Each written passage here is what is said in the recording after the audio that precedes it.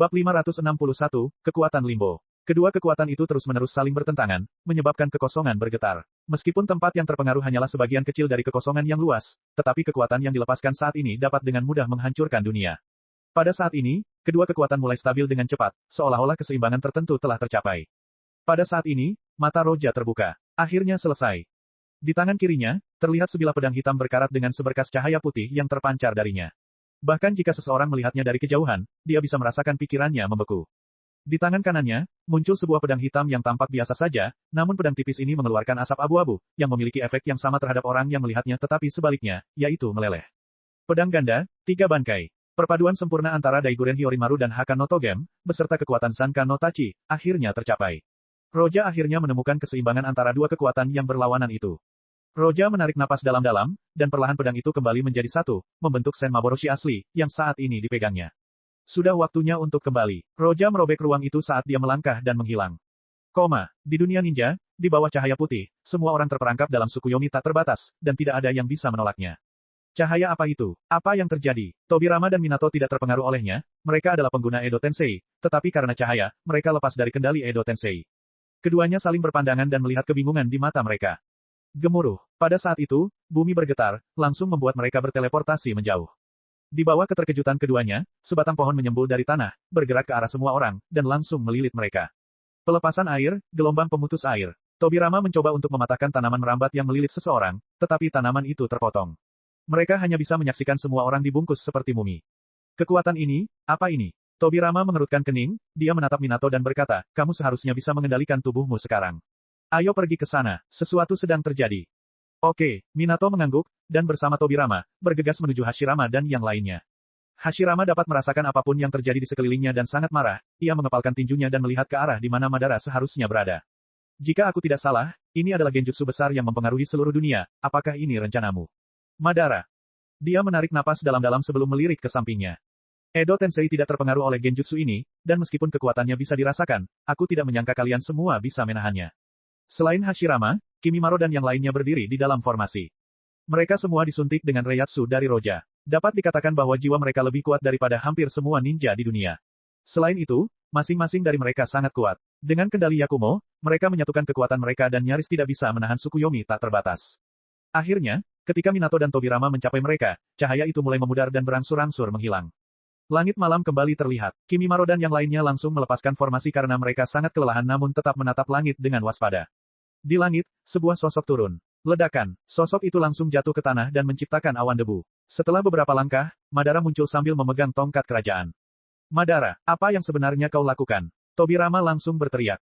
Perang, kebencian, semua itu dihancurkan olehku. Aku menyelamatkan semua orang dari rasa sakit itu. Hahaha. Madara tertawa keras. Begitu selesai, ia menatap Hashirama dan yang lainnya. Setelah melihat Tobirama dan Hashirama, dia melirik Kimimaro dan yang lainnya sebelum matanya bersinar dengan warna aneh dan berkata, Edo Tensei tidak dapat dipengaruhi oleh Tsukuyomi tak terbatas, tetapi kalian semua di luar dugaanku, untuk dapat menahannya. Tapi itu sudah berakhir sekarang, selama kalian semua. Sebelum dia selesai berbicara, sebuah sosok muncul di punggungnya. Itu Tobirama. Dia tidak akan bisa menyerang Madara secara langsung, tidak ada satupun dari mereka yang bisa melakukannya saat ini. Namun menurutnya, itu tidak masalah selama dia bisa mengalahkannya. Tapi, dia membuat kesalahan, Madara yang sekarang tidak berada pada level yang bisa dia pahami. Aduh, menghadapi serangan Tobirama, Madara hanya melambaikan tongkatnya ke arahnya. Tobirama langsung terlempar. Masih sama saja, begitu. Selalu melancarkan serangan diam-diam, tapi dengan levelmu saat ini, kau bisa melukaiku. Madara menusuk Tobirama dengan tongkat kerajaannya dan langsung memakukannya ke tanah dan membuatnya mustahil baginya untuk pulih. Sepertinya kau tidak punya apa-apa lagi untuk dikatakan. Aku harus mengalahkanmu terlebih dahulu, baru kemudian menemukan cara untuk melepaskan genjutsu ini. Hashirama menatap Madara dengan mata dingin. Semua cakranya melonjak keluar, dan dia siap untuk melawan Madara. Namun Madara menggelengkan kepalanya. Tidakkah kau mengerti, Hashirama, kau tidak bisa lagi melawanku. Limbo, penjara perbatasan. Madara menutup matanya sedikit sebelum membukanya. Ledakan. Hashirama yang tengah mempersiapkan serangan terkuatnya lagi, terputus dan langsung terlempar menjauh dari dahsyatnya serangan itu. Ledakan, ledakan, ledakan. Kimimaro dan yang lainnya diserang hampir bersamaan. Meskipun Hashirama yang pertama kali diserang, mereka waspada, tetapi mereka tetap gagal melarikan diri. Hanya Yakumo yang menyadari sesuatu di dunia limbo, tetapi dia sama terampilnya dengan yang lain dalam hal teknik tubuhnya. Jadi dia juga terkena serangan. Bola pencari kebenaran milik Madara bergerak di sekelilingnya. Dia tidak menyerang dengan bola-bola itu. Dia hanya menggunakan penjara perbatasan limbo miliknya. Hanya dengan satu gerakan saja, dia langsung mengusir semua orang. Itulah kekuatannya saat ini. Dia adalah Jin Kuriki dari 10 ekor. Dia memiliki Rinnegan. Dia mencapai kekuatan 6 jalan. Tidak ada yang bisa menjadi musuhnya. Madara, kau, Tobirama menatap Madara dengan dingin sambil merasa ngeri. Bahkan saudaranya pun tidak sanggup menghadapi Madara. Hatinya hancur. Bahkan orang-orang ini tidak dapat melawan Madara, siapa yang dapat menghentikannya sekarang? Apakah seluruh dunia akan jatuh ke tangan Madara? Bab 562, bermain dengan api. Bab 562, bermain dengan api. Sudah lama aku katakan bahwa akulah penyelamat dunia. Madara memandang Hashirama dan yang lainnya dengan bangga. Di matanya, Hashirama dan orang-orang yang bersamanya tidak lagi menjadi ancaman baginya. Namun, saat dia baru saja menyelesaikan kata-katanya, ruang tiba-tiba terdistorsi, membentuk pusaran. Sosok muncul dari pusaran itu. Memang sudah berakhir, tapi kamu bukan seorang penyelamat dan tidak pernah menjadi seorang penyelamat. Saat sosok itu keluar mengenakan haori hitam putih tanpa momentum apapun, anehnya, Madara merasakan ancaman. Roja sama, guru. Mei yang dikalahkan Madara merasa lega saat melihat Roja. Hashirama dan Tobirama menatap Roja dengan mata berbeda. Apakah ada yang lebih kuat dari mereka? Tapi Madara memperoleh kekuatan Sage of the Six Path, bahkan jika dia mencapai kekuatan saudara, aku khawatir.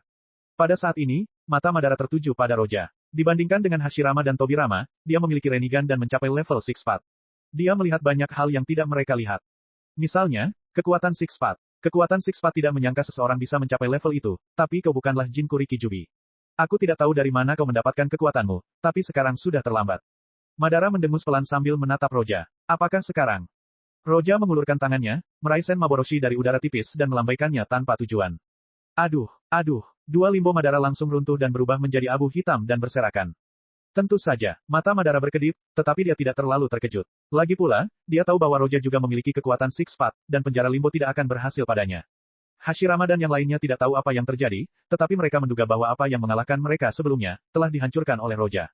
Bagus. Hashirama dan Tobirama berteriak dalam hati. Roja tidak dikalahkan oleh Madara secara langsung, itu artinya ada peluang. Selama masih ada kesempatan, menyerah bukanlah pilihan. Dengan mengingat hal ini, Hashirama langsung mulai mengumpulkan cakra alam. Tak lama kemudian ia memasuki mode Sage dan melangkah maju, bersiap untuk membantu Roja. Namun saat ini, Roja tiba-tiba menoleh sedikit dan melirik Mei dan yang lainnya dan berkata, mundurlah, jangan mendekat, fokus saja pada pertahanan. Ya, Mei dan yang lainnya tahu bahwa tidak ada gunanya mereka tinggal di sana, mereka mungkin akan menghalangi jalan Roja. Jadi, mereka langsung mundur. Saat mundur, rasa percaya diri mereka terhadap Roja semakin menambah kegugupan mereka. Roja meminta mereka untuk tetap tinggal, apakah ini berarti dia akan melawan Madara? Apakah dia akan menghabisinya? Jika hal ini terjadi, maka akibatnya akan sangat buruk. Madara melihat mereka mundur dan tidak repot-repot menghentikan mereka. Dia langsung menyerang Roja. Dari sudut pandang Madara, Mei dan yang lainnya sama sekali tidak penting. Dia bisa membunuh mereka kapan saja dia mau. Lawannya adalah Roja, dan selama dia mengalahkannya, semuanya akan berakhir.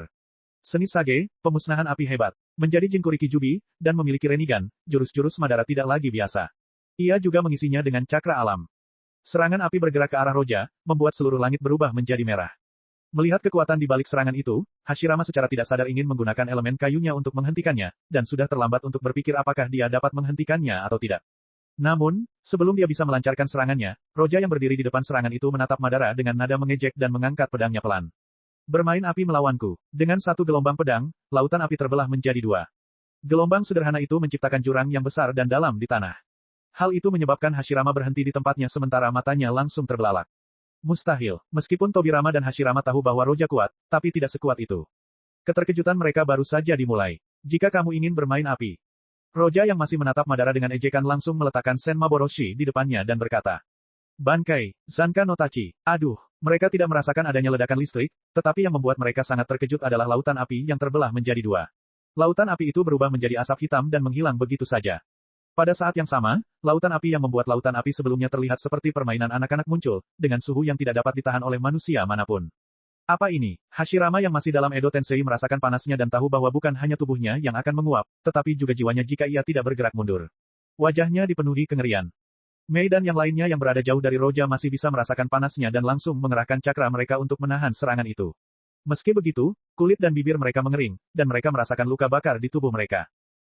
Hal ini membuat Madara, yang kini telah menyegel Jubi di dalam dirinya dan menjadi sosok 6 jalan, merasakan sakit di sekujur tubuhnya. Ia merasa ngeri karena ia tahu. Ia tahu bahwa jika ia tidak memiliki tubuh dan kekuatan Six Path, bahkan Susanoo pun akan meleleh karena panas seperti itu. Bab 563, Kaguya bangkit kembali. Bab 563, Kaguya bangkit kembali. Madara tahu bahwa meskipun ia mampu menahan panas dengan kekuatan 6 jalurnya, kekuatan tersebut akan terkuras habis, jadi ia mengambil satu-satunya pilihan, yakni menyerang lagi. Aduh, aduh. 3 bola pencari kebenaran menuju ke arah Roja saat Madara mengayunkan tongkat kerajaannya. Menghadapi mereka, Roja menggelengkan kepalanya dan berkata, terlalu lemah, terlalu lemah. Sen Maboroshi bergerak di udara dan menemui ketiga bola pencari kebenaran. Pech, bola-bola itu berdesis seolah bertemu sesuatu yang korosif sebelum menghilang dalam jejak asap hijau. Melihat hal itu, pupil mata Madara mengecil seolah melihat sesuatu yang luar biasa. Pedang orang itu, apakah terbuat dari bola pencari kebenaran? Tidak, bahkan ini tidak dapat menghancurkan bola pencari kebenaran lainnya dengan mudah. Di mata Madara, bola pencari kebenaran adalah senjata paling ampuh yang pernah ada. Bola itu bisa menghancurkan apapun. Namun, senjata pamungkasnya dihancurkan oleh pedang Roja. Seperti yang kamu katakan, semuanya sudah berakhir. Roja berkata dan dengan ringan melambaikan pedangnya kembali. Zanka no Tachi, kita, Tenchi Keijin. Distorsi muncul di angkasa. Madara tidak dapat melarikan diri tepat waktu. Dia langsung terpotong menjadi 2. Bukan hanya tubuhnya, bahkan bola pencari kebenaran dan tongkat kerajaan di tangannya langsung musnah. Ini tidak mungkin. Ini tidak mungkin. Hanya bagian atas tubuh Madara yang tersisa sambil melihat ketidakpercayaan dan kengeriannya atas apa yang terjadi. Dia menerima kekuatan 6 jalan, tetapi dia masih sangat lemah di hadapan Roja. Bagaimana ini bisa terjadi?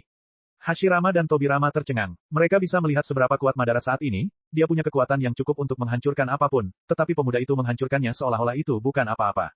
Di kejauhan, Mei dan yang lainnya menyaksikan ini dengan wajah tercengang. Tidak heran dia tidak mau menghadapinya. Bahkan ketika Madara memperoleh begitu banyak kekuatan, dia tidak punya kesempatan sama sekali untuk menghadapi Roja sama. Apakah ini kekuatan Sensei yang sebenarnya? Tidak, Sensei tidak menganggapnya serius. Aku yakin dia bahkan tidak menggunakan setengah dari kekuatannya. Mata Yakumo berkedip karena terkejut dan kagum. Haku juga terkejut, tetapi dia merasakan ada yang tidak beres. Ada yang salah. Ada apa? Semua orang kembali fokus pada Madara, dan apa yang mereka lihat mengejutkan mereka. Mereka melihat Madara, tidak jauh dari Roja, berubah agak gila, kekuatan 6 jalannya mulai memudar, namun tiba-tiba, bayangan hitam muncul dari belakangnya. Tangan bayangan itu tiba-tiba menembus dada Madara. Hal ini membuat wajah Tobirama dan Hashirama berubah drastis. Madara terkejut karena ada tangan yang menembus dadanya, mencoba melihat ke belakang, tetapi dia tidak bisa bergerak. Apa yang kau lakukan, Zetsu? Kau bukan penyelamat, Madara, ini belum berakhir. Aku sudah menunggu begitu lama untuk kesempatan membangkitkan ibu. Apa yang kau lakukan Zetsu? Akulah yang menciptakanmu, kau adalah keinginanku, dan kau harus bertindak sesuai dengan pikiranku. Tidak, itu salah. Senyum aneh muncul di wajah Zetsu saat dia berkata, keinginanku adalah keinginan Kaguya. Ledakan. Begitu dia menyelesaikan kata-katanya, bumi terbelah, dan sesuatu seperti air mancur menyembur dari tanah. Air mancur itu tidak berisi air. Sebaliknya, itu adalah cakra, aliran cakra yang sangat terkonsentrasi. Cakra itu bergerak ke arah Madara dan menembus tubuhnya, sehingga tubuhnya membengkak seperti bola. Apa yang sebenarnya terjadi? Tidak bagus. Hashirama melihatnya dengan ngeri. Dia dapat mengetahui dari indranya, bahwa cakra ini lebih besar dari apa yang dimiliki Madara sebelumnya, dan terus meningkat lebih dan lebih lagi. Menyimpannya akan buruk, hentikan dia. Hashirama tidak dapat menahan diri untuk berteriak ke arah Roja. Meskipun Roja dengan mudah mengalahkan Madara, apa yang terjadi akan mengubah skala pertempuran.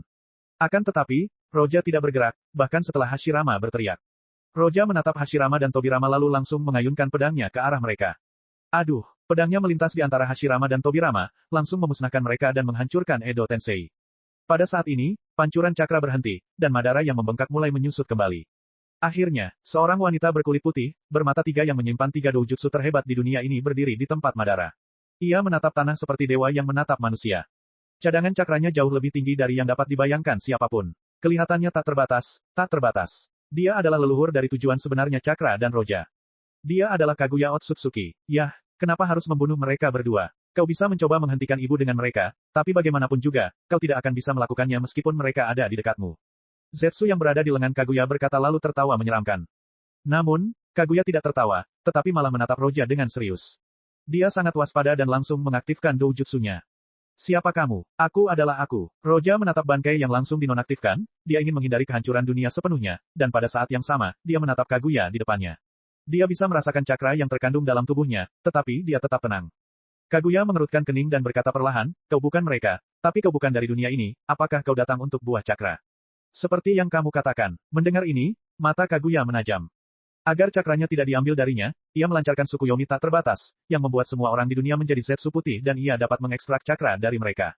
Dia bahkan menyerang kedua putranya, Hagoromo dan Hamura, untuk mengambil cakra yang mereka miliki. Baginya, tak ada yang lebih penting daripada cakra, tak seorang pun, dan tak ada apapun. Jika memang begitu, mata di antara alisnya bergetar saat dia mengaktifkan reni saringan. Amenominaka, dunia di sekitar mereka tiba-tiba berubah drastis dari gurun menjadi dunia yang dipenuhi salju. Aku akan menghancurkanmu. Bab 564, Mode Terkuat. Bab 564, Mode Terkuat. Apakah ini Amenominaka? Ini persis yang kuinginkan. Aku akan menghancurkanmu di sini. Roja melirik ke sekeliling dunia es milik Kaguya sebelum ia melepaskan Reiatsu miliknya dalam gelombang besar yang membuat dunia bergetar. Dengan meledaknya Reiatsu, es pun hancur dan retakan pun menyebar di mana-mana. Kekuatan ini, Zetsu hitam yang bersembunyi di balik lengan Kaguya merasa ngeri. Pupil matanya mengecil karena ia tidak bisa bersikap sombong lagi. Dia tidak dapat menahan rasa percaya dirinya yang mulai hilang saat pikiran-pikiran mulai bermunculan di benaknya. Bisakah ibu menang? Tidak, itu tidak mungkin. Ibu adalah leluhur cakra, makhluk terkuat di dunia ini. Bahkan jika dia berasal dari dunia lain, dia tidak akan bisa mengalahkan ibu. Zetsu menggelengkan kepalanya kuat-kuat dan menepis pikiran itu. Saat Zetsu panik, momentum Roja terhenti, tidak lagi didorong keluar, kini tertahan. Pakaian Roja mulai berubah, pola pada pakaiannya berubah hingga akhirnya ia berada dalam mode Rokujigan. Setelah melepaskan cakra dan Reiatsunya, Roja tidak berhenti, ia meletakkan satu tangan di pedangnya dan langsung memulai. Bankai, Daiguren Hyorinmaru, Bankai, Haka no Togami. Bankai, Zanka no Tachi. Dengan dilepaskannya 3 bankai, suatu kekuatan mengerikan menimpa dunia. Pada saat yang sama, Roja menyentuh Sen Maboroshi dengan lembut, lalu memisahkan pedang itu, menciptakan 2 pedang yang berbeda. Yang satu memancarkan kekuatan dingin yang dapat membekukan apapun sementara yang satu lagi kebalikannya. Ini adalah bentuk terkuat Roja. Suasana di sekitar Roja berubah total, Kaguya tidak bisa lagi melihat kelemahan apapun dalam dirinya, dan dia bahkan tidak bisa merasakan betapa kuatnya dia. Pada saat ini, seluruh dunia terpusat di sekitar Roja. Semuanya terbagi, di sebelah kiri, es menjadi lebih dingin, dan di sebelah kanan, es menguap dengan kecepatan yang sangat tinggi. Kekuatan api membuat ruang menjadi tidak stabil dan mulai menunjukkan tanda-tanda runtuh. Orang ini, Kaguya menarik napas dalam-dalam. Ia tahu bahwa dengan kekuatan seperti ini, dunia akan hancur jika ia tidak melakukan apapun. Ia takut pada Roja dan tidak berani mendekatinya. Sebaliknya, ia mengangkat tangannya dan melambaikannya ke arahnya. Ledakan, ledakan, ledakan. Hanya dengan lambaian tangannya, cakra terbentuk menjadi kepalan tangan yang tak terhitung jumlahnya dan langsung menyerang Roja, mencoba membunuhnya. Serangan vakum 80 dewa. Jika dibandingkan, cadangan cakra Kaguya jauh lebih besar daripada Roja. Namun, menghadapi serangan ini, Roja tidak takut, dia hanya menyeringai. Meskipun cadangan cakra Kaguya lebih tinggi darinya, saat ini dia tidak hanya mengandalkan cakra. Dia menggunakan kombinasi sempurna antara cakra dan Reiatsu. Begitu Roja mengangkat tangannya, dia mengayunkan pedang. Membekukan kekosongan. Sebuah kekuatan dingin muncul dari pedang tersebut, serangan ini tidak hanya menggunakan kekuatan es atau kekuatan dingin dari pedang tersebut, tetapi juga kekuatan ruang yang terkandung. Serangan vakum 80 dewa milik Kaguya terkunci di tempatnya bersamanya. Seluruh tubuhnya membeku di tempatnya. Abu langit dan bumi. Setelah serangan pertama, Roja tidak berhenti, dia memegang pedang lainnya dan mengayunkannya. Kekuatan penuh api meletus dan langsung bergerak ke arah Kaguya. Di bawah konflik kekuatan dingin dan kekuatan panas, seluruh dunia tampak seperti cermin yang pecah. Seluruh dunia akan terpecah belah. Ini buruk. Kaguya langsung menggunakan reni saringannya dan langsung membebaskan dirinya dari kunci angkasa, dan langsung membuka portal menuju kehampaan sambil mencoba melarikan diri dari serangan ini. Menurutmu, kemana kamu akan pergi? Melihat Kaguya berusaha kabur, Roja tak bisa diam saja. Ia langsung berteriak dan mengejarnya. Tepat saat portal hendak ditutup, Roja langsung menebasnya. Tebasan hampa. Ruang itu terkoyak seperti kertas. Roja langsung menyerbu masuk dan mendapati dirinya berada di dunia yang penuh dengan kristal hijau. Kekuatan gravitasi yang sangat kuat dilepaskan tepat saat ia melangkah ke dunia ini. Kekuatan gravitasi tersebut langsung memaksa Roja jatuh ke tanah. Kaguya sendiri tidak dapat terbang dan langsung jatuh tersungkur ke tanah. Gravitasi di dunia ini bahkan membatasi dirinya. Gravitasi? Tidak, ini adalah kekuatan hukum. Begitu Roja berusaha bergerak, ia menyadari bahwa ini bukanlah gravitasi biasa, ini mirip dengan hukum gravitasi. Dia selalu bertanya-tanya mengapa Kaguya tertekan oleh gravitasi di dunia sebelumnya dan mengapa dia tidak bisa tumbuh bersama Naruto dan yang lainnya. Ternyata itu bukan sekadar gravitasi murni. Ini bukan ruang gravitasi, tetapi ruang yang sepenuhnya tersusun oleh hukum gravitasi. Meskipun Kaguya tahu bahwa dia tidak akan bisa bergerak bebas di tempat ini, dia tetap memutuskan untuk datang ke sini. Dia tahu bahwa Roja tidak akan bisa bergerak, dan dia akan bisa mendapatkan elemen kejutan. Dia langsung mengangkat tangannya, dan tulang-tulang langsung keluar dari telapak tangannya, tepat ke arah Roja.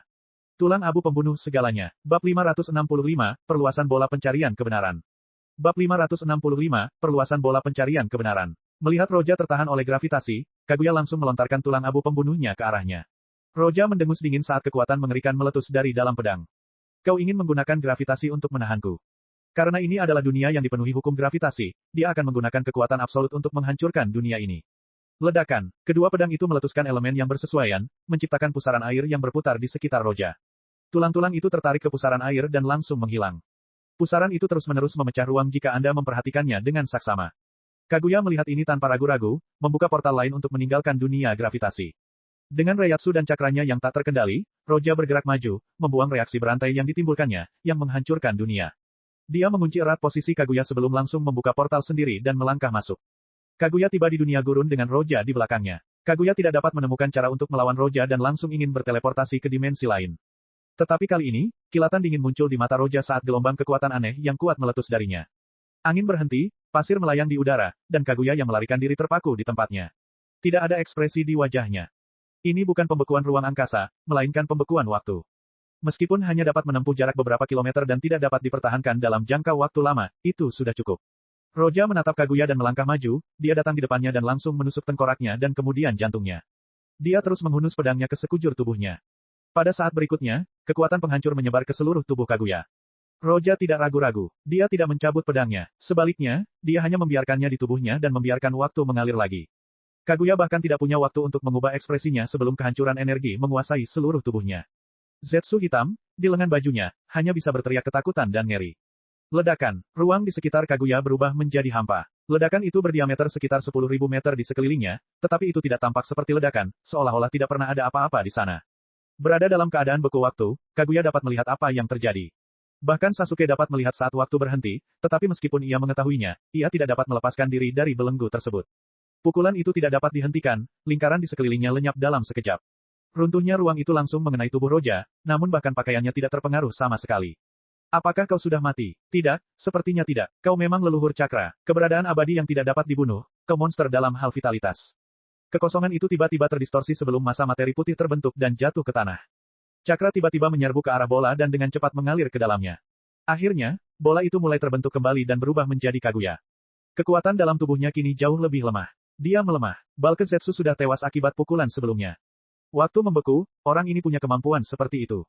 Kaguya menggertakkan giginya sedikit, dia marah. Dia melancarkan Tsukuyomi tak terbatas karena dia takut kehilangan cakra. Tujuan Roja sama dengan orang-orang di dimensinya, yaitu cakra. Dia menginginkan buah cakra, dan sekarang, dia sangat lemah. Cakra itu adalah milikku, tak seorang pun akan mengambilnya dariku. Kaguya menggertakkan giginya dan berteriak di depannya. Pada saat yang sama, dia meleleh dan berubah dari putih menjadi hitam dan mengembang dengan cepat, membentuk bola hitam. Perluasan bola pencarian kebenaran. Ini adalah kemampuan pamungkas Kaguya. Dia bisa menghancurkan dunia dan memperbaikinya dengan kekuatan ini. Aduh, Roja langsung memasuki dimensi inti pegunungan Kaguya hanya untuk menemukannya dalam keadaan seperti itu. Dan dia hanya melangkah maju ke arah bola itu. Bab 566 banding 10 tahun kemudian, akhir dari kisah Naruto. Bab 566 banding 10 tahun kemudian, akhir dari kisah Naruto. Saat mendongak, Roja bisa melihat bola pencarian kebenaran mengembang. Kenapa kamu bengkak? Sepertinya ini adalah pertarungan terakhir. Roja menatap bola pencari kebenaran yang menggembung dan mengandung terlalu banyak kekuatan. Ia menarik napas dalam-dalam tanpa mundur saat matanya berkedip. Roja memegang pedang di masing-masing tangan dan tiba-tiba mengangkatnya di depannya. Masing-masing pedang memiliki kekuatan yang berlawanan, jadi ketika mereka mulai semakin dekat satu sama lain, pertentangan hebat muncul di antara mereka, yang tidak kalah kuatnya di depan bola pencari kebenaran yang berkembang.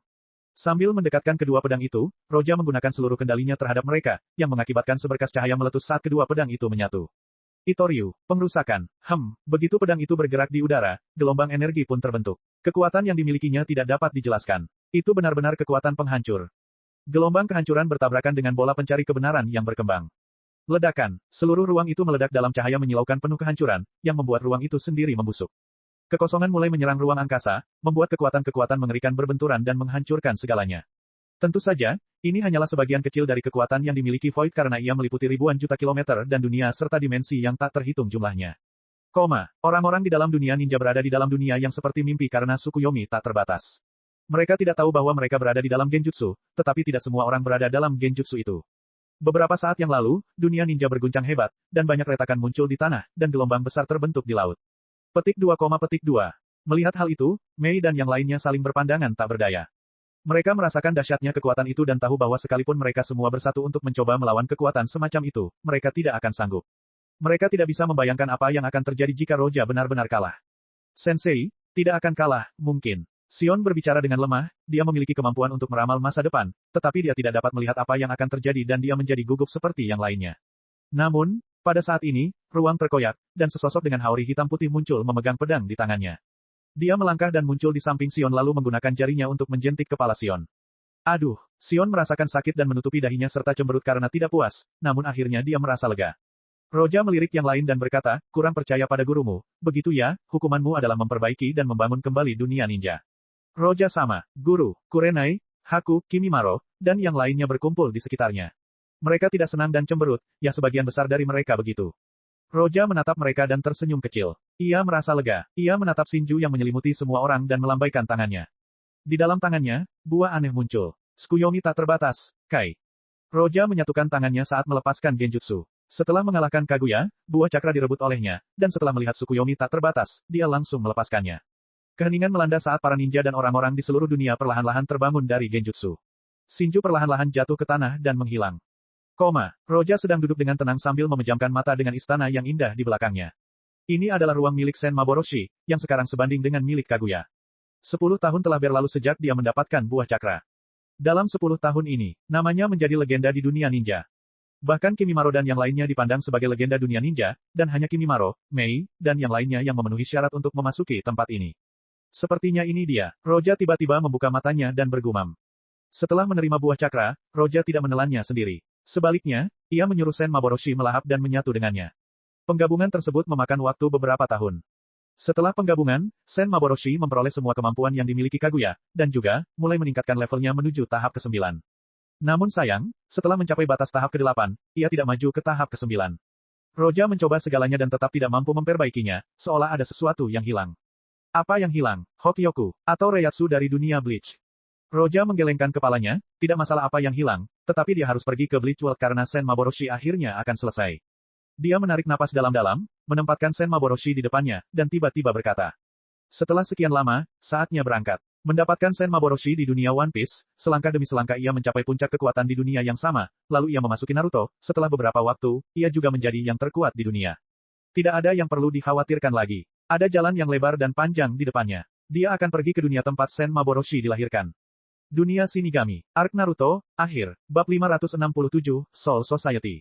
Bab 567, Soul Society. Haori milik Roja tampak menyanjung di dalam kehampaan saat ia bergerak menuju tujuannya, melewati dunia yang tak terhitung jumlahnya dalam perjalanannya. Ada banyak bentuk yang mewakili dunia dalam kehampaan, masing-masing berbeda, dan banyak yang terlalu jauh untuk dilihat. Mengikuti perasaan samar yang diberikan kepadanya oleh Sen Maboroshi, Roja bergerak melalui dunia-dunia menuju tujuannya, hingga ia mencapai dunia yang diselimuti energi hitam dan putih. Itu saja. Melihatnya, mata Roja berkedip karena dia yakin ini adalah dunia yang sedang dicarinya. Dia menarik napas dalam-dalam dan langsung terjun ke dalamnya. Dia merasakan dirinya menembus sebuah gelembung, namun begitu dia melewatinya, sebuah kekuatan besar mencoba mengusirnya keluar, namun bagi Roja, hal itu terasa tidak berarti. Tiba-tiba, cahaya terang muncul saat Roja muncul di suatu tempat yang penuh dengan udara berwarna ungu. Saat Roja muncul, udara ungu langsung menyerangnya dan ingin meremasnya. Apakah ini pembatasan? Melihat udara ungu yang aneh itu, Roja tidak terkejut. Dia hanya mengangguk, membenarkan bahwa ini adalah dunia Shinigami. Shinra Tensei, ledakan. Roja langsung menangkis udara ungu sambil mempertahankan Shinra Tensei. Roja meletakkan tangan di dagunya sejenak untuk berpikir. Dunia Shinigami terbagi menjadi 3 wilayah. Masyarakat jiwa, dunia manusia, dan Hueko Mundo. Hueko Mundo berisi banyak makhluk. Meskipun Roja tidak yakin dengan garis waktu saat ini, ia sangat ingin mengambil Hokyoku saat Aizen menyelesaikannya. Dunia manusia adalah tempat tinggal manusia normal, dan masyarakat jiwa adalah tempat tinggal para Shinigami. Karena ada batasan seperti itu di sini, maka tempat ini seharusnya menjadi celah antara 3 alam. Roja bisa merasakan ruang yang terdistorsi itu menjepitnya di sekelilingnya, dan bahkan waktu pun terdistorsi. Pembekuan waktunya saat ini tidak dapat digunakan sepenuhnya, dan bahkan jika ia menggunakannya, hanya beberapa meter di sekitarnya yang akan terpengaruh.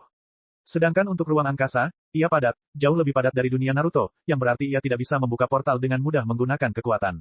Roja mulai memikirkan hal lain setelah sampai pada kesimpulan itu.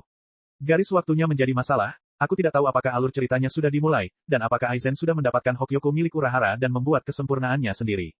Mata Roja berbinar saat ia memikirkan Hokyoku. Ia tidak membutuhkan Hokyoku yang tidak sempurna. Hanya Hokyoku yang sempurna yang dapat membuat Sen Maboroshi menjadi sempurna. Sen Maboroshi akan melampaui dan mencapai tingkat yang lebih tinggi dengannya.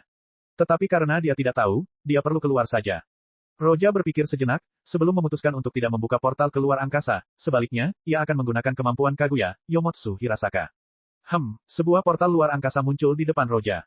Yah, ada terlalu banyak lapisan ruang di sini. Roja memandang portal hitam itu, yang tampaknya tidak efektif. Itulah sebabnya dia mendesak Sen Maboroshi untuk berhenti menggunakan versi yang lemah, dan menggunakan yang lebih kuat. Ruang itu terkoyak secara paksa saat Roja melangkah masuk dan menghilang. Dunia Shinigami. Ada reaksi dari pinggiran selatan, di area 7 dan 9. Saya ulangi, ada reaksi dari pinggiran selatan, di area 7 dan 9. Beberapa Shinigami langsung menuju ke fluktuasi ruang angkasa. Namun, setelah mencari beberapa saat, mereka tidak menemukan apapun yang membuat mereka menghela nafas dan pergi. Dan tepat saat mereka pergi, di sebuah gang gelap, Roja melangkah keluar sambil melirik para Shinigami yang pergi sebelum melihat sekelilingnya. Sepertinya aku ada di masyarakat jiwa. Roja bisa merasakan Gotei 13 yang tidak jauh dari tempatnya. Dengan menggunakan haki dan persepsi Reiatsu-nya, dia merasakan beberapa fluktuasi Reiatsu yang kuat di kejauhan. Mereka, tanpa diragukan lagi, berada pada level kapten, yang membuat Roja bingung. Meskipun mereka tidak menggunakan Shikai atau Bankai, Roja dapat mengetahui bahwa Reiatsu miliknya jauh lebih kuat dari mereka. Di Gotei, hanya dua orang yang menarik perhatian Roja, satu adalah Yamamoto, yang merupakan yang terkuat di Gotei sekaligus komandan mereka, dan yang lainnya adalah Sousuke Aizen. Pada saat ini, sebagian besar kapten tidak menyadari keberadaan Roja. Unohana berada dekat jendela ketika dia merasakan sesuatu dan langsung berbalik. Apakah aku membayangkannya? Dia menggelengkan kepalanya sebelum mencoba menajamkan inderanya lebih jauh. Di tempat lain, Kapten kelima, Aizen, mengenakan kacamatanya dan duduk dengan lembut sambil berbicara dengan bawahannya. Tiba-tiba ekspresinya membeku sebelum dia terkekeh. Menarik, Kapten Aizen. Yang lainnya memandang Aizen dengan aneh. Aizen kembali dan menjambak rambutnya karena malu dan berkata, aku melamun sebentar. Maaf, tadi aku di mana? Kamu baru saja mengatakan, di sebuah kedai teh, Yamamoto duduk sambil memejamkan mata. Tiba-tiba dia membuka matanya dengan tajam sebelum dia merasa bingung.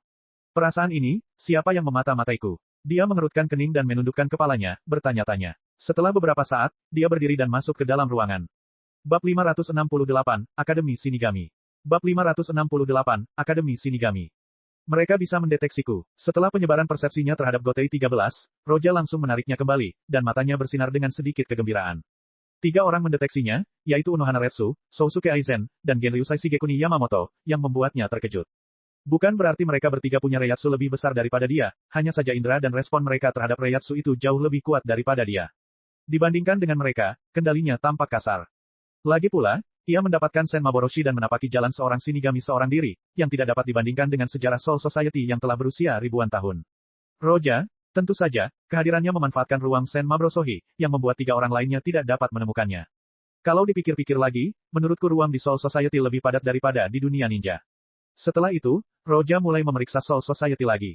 Segala sesuatunya terbuat dari reishi, dan baik itu tanah atau batu bata untuk rumah-rumah, itu adalah ruang yang jauh lebih kuat daripada milik Naruto. Sepertinya perbedaan antara kedua dunia tidak dapat dilihat hanya dengan kekuatan murni.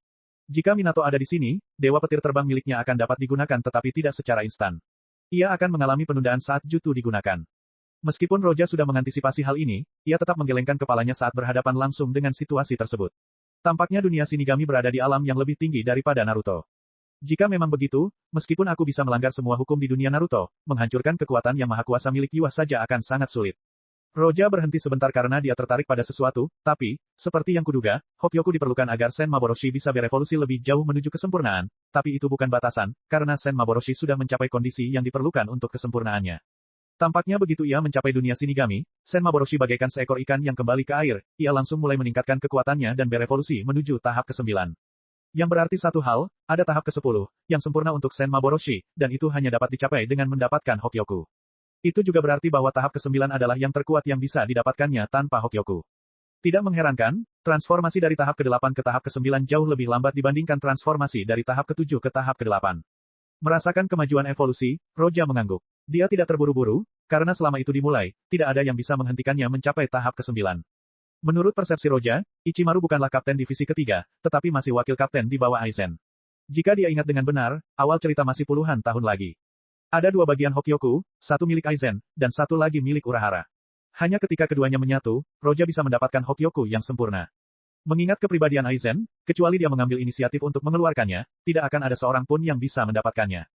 Adapun yang tentang Urahara, yang mungkin merupakan orang paling cerdas di dunia, mungkin hanya iblis yang tahu di mana dia menyembunyikannya. Terlebih lagi, bahkan jika Roja mendapatkan kedua bagian itu, menggabungkannya akan menjadi hal yang merepotkan, belum lagi hal ini sebenarnya tidak diketahui sebelumnya. Roja menggelengkan kepalanya. Dia selalu membenci hal-hal yang merepotkan dan perhitungan. Cara termudah adalah menunggu Aizen melakukan semuanya dan baru mengerjakannya. Setelah beberapa saat, Roja langsung memisahkan raganya dari rohnya, langsung memasuki mode Shinigami dan melemparkan tubuhnya ke ruang Senmaboroshi.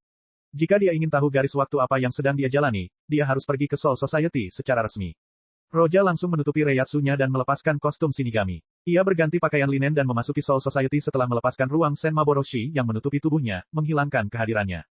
Soul Society sangat besar, terbagi menjadi 4 arah, timur, barat, selatan, dan utara. Setiap arah memiliki 80 area. Area pertama adalah yang paling dekat dengan Gotei 13 dan memiliki keamanan terbaik. Roja berada di area ke-7 di selatan. Ia berjalan lurus di sepanjang jalan, melewati area ke-6 menuju area ke-5 hingga mencapai area pertama di depan Gotei 13. Pada saat ini tempat itu sedang ramai. Alasan mengapa Roja berjalan di area ke-7 dan ke-6 adalah karena area tersebut kosong, dan tampaknya, itu karena orang-orang berkumpul di luar Gotei 13. Roja sebelumnya merasakan adanya kerumunan di sini, namun dia tidak terlalu memperdulikannya dan langsung mengabaikan mereka. Tepat saat dia bergerak, beberapa warga sipil datang menghampiri sambil berbincang-bincang. Sudah waktunya untuk mendaftar di Akademi Shinigami lagi. Kali ini aku harus diterima dan menjadi Shinigami. Kalau begitu, kau akan berlutut saat melihatku. Ayolah, meskipun kamu punya kualifikasi, aku yakin kamu tidak bisa memasuki gerbang depan Akademi. Beberapa orang tertawa ketika berbicara satu sama lain, tetapi ada pula yang gugup. Di tengah kerumunan, ada banyak Shinigami dan guru. Di ruang terbuka, sebuah benda aneh menyerupai bola kristal diletakkan di atas pilar batu kecil. Ini adalah instrumen yang digunakan untuk mengukur Reiatsu. Banyak orang berbaris. Satu persatu, mereka menaruh tangan mereka di atas bola. Orang pertama yang menaruh tangannya di sana tidak mendapat reaksi apapun. Reiatsu, 0. Berikutnya, seorang Shinigami yang duduk di sana menggelengkan kepalanya dan memberi isyarat kepada orang berikutnya untuk datang. Orang ini mendapat cahaya redup sebagai reaksi dari bola. Reiatsu, 1. Berikutnya, sang Shinigami menggelengkan kepalanya lagi. Mendapatkan angka 0 membuat Anda tidak memenuhi syarat, sedangkan mendapatkan angka 1 berarti Anda lemah. Semakin tinggi angkanya, semakin kuat Reiatsu orang tersebut. Mereka yang mendapatkan angka 0 dan 1 ditolak mentah-mentah. Seiring dengan semakin banyaknya orang yang bergerak maju untuk mengukur Reiatsu mereka, orang-orang dengan tingkat Reiatsu 2 atau lebih mulai bermunculan, dan para Shinigami akan membiarkan mereka tinggal dan mencatat nama mereka. Namun, mereka yang mendapat nilai 2, hanya masuk dalam daftar pertimbangan, mereka akan didaftarkan jika masih ada tempat untuk mereka. Ada 2 daftar, 1 untuk mereka yang menunggu dan mereka yang diterima langsung. Hanya mereka yang memiliki 3 atau lebih yang diterima secara langsung. Bab 569, Pengujian. Bab 569, Pengujian. Setelah 2 jam, banyak warga sipil diberi kesempatan untuk menguji apakah mereka memenuhi syarat untuk menjadi Shinigami.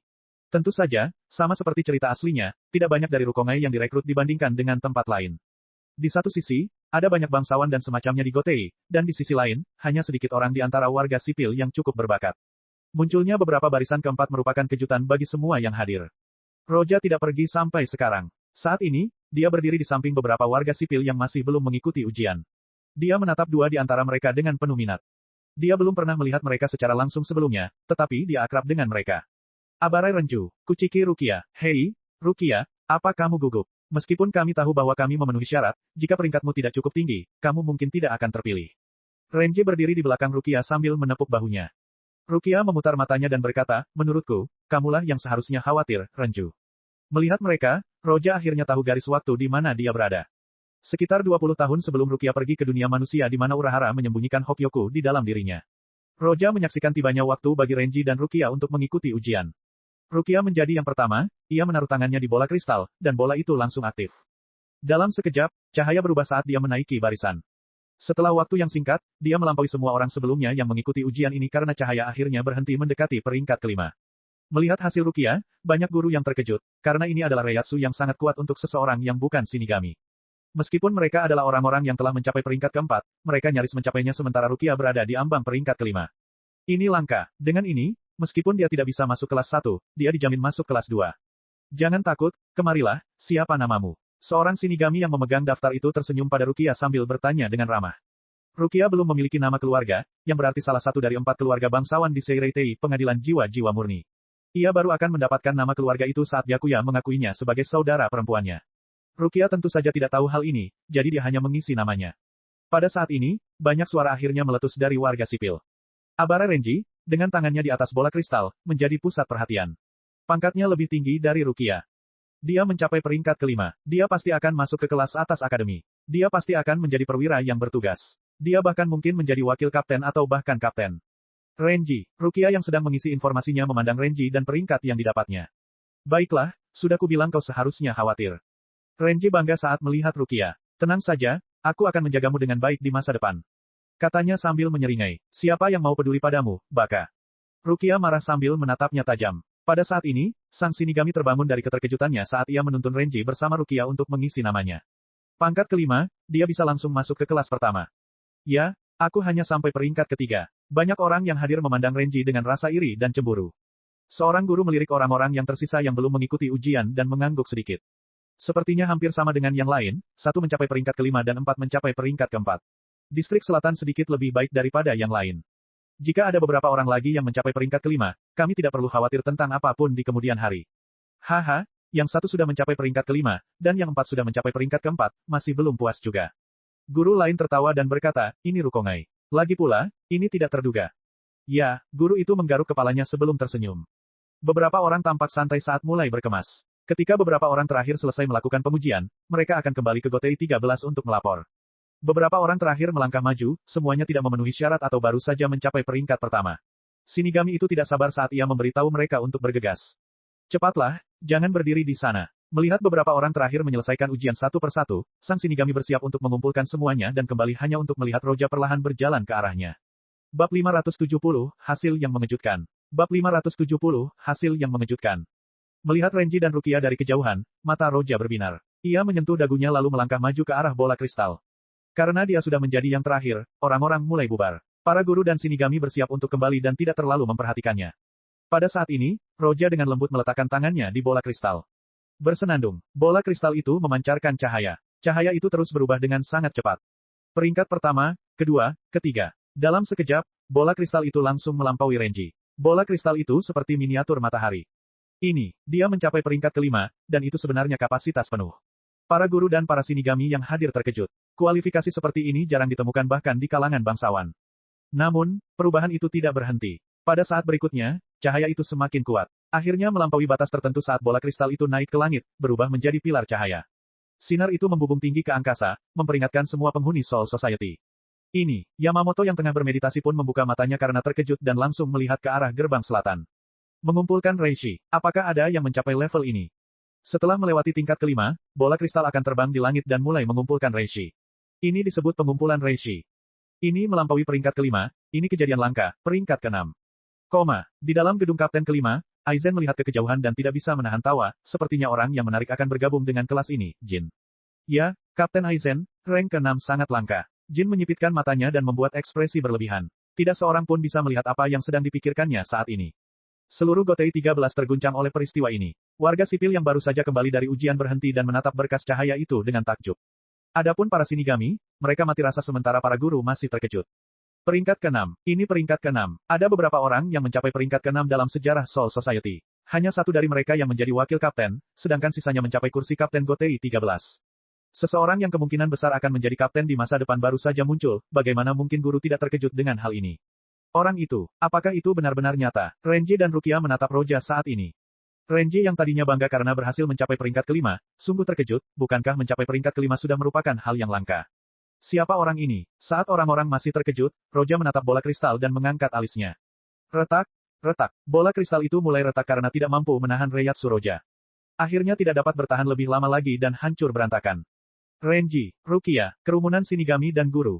Kalau tadinya mereka terkejut, sekarang mereka terpaku di tempat dan tidak tahu harus berpikir atau berkata apa. Bisakah peringkat ke-6 memecahkan bola kristal? Namun, ini belum pernah terjadi sebelumnya. Mungkinkah, pangkat orang ini sebenarnya? Seorang instruktur perguruan tinggi menelan ludah karena takut meneruskan jejak pikirannya ini. Ia meyakinkan dirinya sendiri bahwa bola kristal itu sudah tua dan tidak dapat menahan tekanan dari peringkat ke-6. Meskipun bola kristal itu berharga, ia tidak ada apa-apanya jika dibandingkan dengan seseorang yang mencapai peringkat ke-6. Setelah tersadar dari keterkejutannya, guru tersebut langsung menghampiri Roja dan mengisi formulir pendaftaran. Kemudian, ia langsung menuntun mereka menuju akademi. Akademi Shinigami. Kelas pertama berisi orang-orang yang paling memenuhi syarat di bawah peringkat kelima karena mereka yang berada di peringkat kelima dapat langsung memasuki kelas ini tanpa peduli apakah mereka bangsawan atau bukan. Rukia tersingkir dari kelas ini karena para bangsawan yang mencapai peringkat keempat, jadi dia langsung ditempatkan di kelas kedua. Di dalam kelas, seorang guru sedang memberikan pidato. Saya instruktur kelas ini, Gengoro Onabara. Di dalam kelas, ada beberapa wajah yang dikenal Roja, selain Renji. Seperti Hinamori, Izuru Kira, dan lain sebagainya. Roja duduk santai di tengah, dan sayangnya, di sampingnya duduk Hinamori, dan dia tidak dapat menahan diri untuk tidak melihatnya. Hinamori adalah salah satu siswa yang masuk kelas ini lebih awal. Merasakan tatapan Roja, Hinamori tanpa sadar menoleh untuk melihat Roja sedang menatapnya. Walaupun Roja menyembunyikan kekuatannya, walaupun penampilannya agak dibuat-buat dan bahkan wajahnya tidak secantik sebelumnya, dia tetap tidak bisa menyembunyikan temperamennya, karena telah melewati dua dunia dan segalanya, yang bahkan melampaui para bangsawan di kelasnya. Dalam cerita aslinya, Hinamori diperankan olai Aizen dengan mudah, dan ketika dia melihat Roja menatapnya, pipinya memerah. Dia tersenyum lemah pada Roja, lalu memalingkan kepalanya untuk meneruskan melihat ke arah gurunya, tetapi jantungnya berdetak sangat kencang. Bab 571, Perpustakaan Akademi Shino. Bab 571, Perpustakaan Akademi Shino. Pidato guru tersebut berlangsung sekitar 1 jam. Hampir semua siswa tertidur lelap saat ia selesai. Ada jeda 2 hari sampai mereka memulai kursus. Siswa Akademi Shino menempuh pendidikan selama 6 tahun. Akademi ini memiliki banyak aula, seperti perpustakaan, aula kendo, dan masih banyak lagi. 2 hari libur diberikan kepada siswa untuk membiasakan diri dengan lingkungan akademi. Roja mengira ia akan mendapatkan Asauchi segera setelah ia masuk akademi, tetapi ternyata ia baru akan mendapatkannya saat kelas kendo dimulai. Asauchi bisa menjadi Zanpakuto terkuat, atau terlemah. Ketika seorang Shinigami mendapatkan Asauchi, Reiatsu miliknya akan mengalir ke dalamnya dan menjadikannya senjata yang paling cocok bagi penggunanya, dan itu akan menjadi miliknya dan miliknya sendiri. Sen Maboroshi awalnya adalah seorang Asauchi yang bersentuhan dengan Hokyoku sebelum jatuh ke tangan Roja. Setelah sekian lama bersama Roja, ia berkembang menjadi seperti sekarang ini. Roja penasaran apakah dia bisa mendapatkannya atau tidak, dan jika dia mendapatkannya, apakah Hyosuke dari pasukan Zero tahu namanya. Sebelum Yuah memperoleh gelar Maha Kuasa, Hyosuke berhasil mengalahkannya dengan kekuatannya untuk mengendalikan apapun yang berwarna hitam. Hyosuke adalah salah satu karakter yang sangat diperhatikan Roja. Roja tidak dapat mencapai tempat itu dengan mudah. Bahkan sekarang, tempat itu tampaknya mengandung sejumlah besar Reiatsu, dan juga kepadatan ruangnya sangat tinggi. Roja tidak tahu apakah Hyosuke tahu keberadaannya di dunia ini atau tidak, tetapi karena tidak terjadi apa-apa, dia tidak akan mengkhawatirkannya lagi. Di dalam ruangan seluas 10 meter persegi, Roja duduk. Ini adalah kamar asramanya. Di akademi, karena siswa perlu berkomunikasi dengan Zanpakuto mereka nanti, setiap siswa diberi kamar sendiri. Ada tempat tidur di dalam kamar, tidak ada yang lain, yang mana Roja tidak terlalu peduli. Dia dapat kembali ke ruang Sen Maboroshi kapan saja, meskipun ruang di sini sulit ditembus, Roja masih dapat dengan paksa membuka terowongan ruang menuju ruang Sen Maboroshi. Roja tidak memiliki perbedaan apapun dengan Shinigami di dunia ini karena saat ini ia menggunakan tubuh spiritualnya. Setelah beberapa saat, Roja berdiri dan bersiap menuju perpustakaan. Karena pemahamannya tentang segala hal tentang Shinigami tidak selengkap orang lain di sini, karena dibandingkan dengan hanya menonton pertunjukan, menjalani kehidupan nyata jauh berbeda. Secara kebetulan, begitu Roja keluar gedung, ia bertemu dengan teman satu mejanya, Hinamori. Wah, kebetulan sekali, Roja-san. Melihat Roja, Hinamori tersandung sejenak sebelum menyapanya dengan ekspresi lucu. Ya, sungguh kebetulan. Roja tersenyum santai, melihat Hinamori, payudaranya memang besar, ya, bisa dibilang dialah contoh dari pepatah, payudara besar tapi tidak punya otak. Melihat Roja bersikap ramah dan tidak acuh, Hinamori pun menjadi bersemangat. Ia tersenyum pada Roja dengan pipi yang sedikit memerah dan berkata, baiklah, apakah kau akan pergi ke akademi? Bolehkah aku ikut denganmu? Hah, Roja menatap Hinamori sejenak, dalam benaknya ia berpikir untuk mengaktifkan Daiguren Hyorinmaru dan mengejarnya. Kemudian ia hanya mengangguk padanya. Bagaimanapun, dia berencana pergi ke akademi dan perpustakaan, jadi dia akan membiarkan dia mengikutinya. Hinamori melihat Roja menerima dan bersikap ramah dan langsung mulai berbicara. Dia berbicara begitu banyak hingga Roja harus mengosongkan kepalanya agar dia tidak dapat mendengarnya. Akademi itu sangat besar. Asramanya jauh dari perpustakaan. Setelah berpindah dari satu sisi ke sisi lain, mereka akhirnya sampai di perpustakaan. Sekilas, perpustakaan itu sangat besar dan penuh dengan buku-buku dan banyak hal. Jauh lebih bagus daripada apapun dari dunia One Piece dan Naruto. Dibandingkan dengan dunia One Piece dan Naruto, dunia ini lebih dekat dengan dunia nyata, karena di dunia manusia, manusia normal hidup tanpa mengetahui tentang jiwa atau Shinigami. Apakah ini perpustakaan akademi? Luas sekali. Hinamori bukanlah seorang bangsawan, jadi begitu melihat perpustakaan itu, dia terkejut. Dia belum pernah melihat hal seperti ini sebelumnya. Melihat Roja bergerak menuju perpustakaan, dia langsung mengikutinya. Apakah kamu mau masuk, Roja? Ya, omong-omong, bisakah kamu meminjam buku? Roja menjawab dengan santai. Hinamori suka membaca di cerita aslinya. Tentu saja, ketertarikan ini karena ia berada di bawah Aizen, karena ia akan meminjam buku-buku yang telah selesai dibacanya. Sebagai seorang siswa di akademi, ia memiliki akses ke perpustakaan, yang terbagi dalam beberapa bagian. Di sana, saat berlatih kendo, ada beberapa penelitian tentang Shinigami serta informasi tentang dunia saat ini. Roja langsung menyebarkan Reiatsunya untuk mencari catatan dari beberapa dekade lalu, tetapi dia tidak menemukannya. Dia ingin melihat informasi tentang Shinji Hirako, yang dikonspirasi oleh Aizen dan dipaksa melarikan diri dari Soul Society dan bersembunyi. Sepertinya informasi semacam ini dirahasiakan, dan hanya 46 pusat yang memiliki informasi ini. Sepertinya sebagian besar informasi yang diinginkan Roja tidak dapat ditemukan di sini, yang membuat Roja kehilangan minat. Dia langsung mengambil buku tentang Shinigami. Zanken Soki, yang merupakan nama kolektif dari 4 keterampilan utama seorang Shinigami. Zan adalah singkatan dari Zanjutsu, ilmu pedang. Ken adalah singkatan dari Hakuda, tubuh. Jadi singkatan dari Hohou, gerakan. Ki adalah singkatan dari Kidou, seni iblis.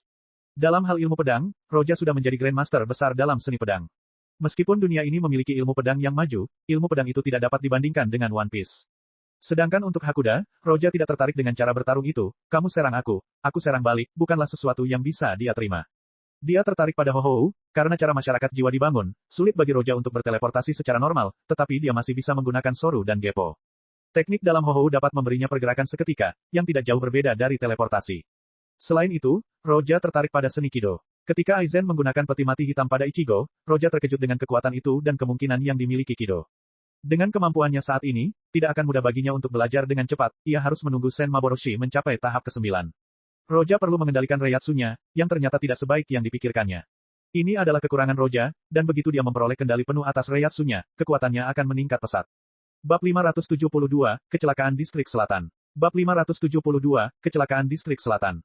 Kido mirip dengan ninjutsu, namun alih-alih menggunakan segel tangan, ia membutuhkan mantra, yang membuatnya lebih seperti sihir. Kido terbagi menjadi 3 jenis. Hado untuk serangan, Bakudo untuk penghalang dan segel, dan Kaido untuk penyembuhan. Hal ini cukup mengejutkan Roja, sebab di cerita aslinya tidak banyak diceritakan tentang Kaido, memang banyak tabib yang menggunakannya, namun tidak ada satupun detail yang diceritakan.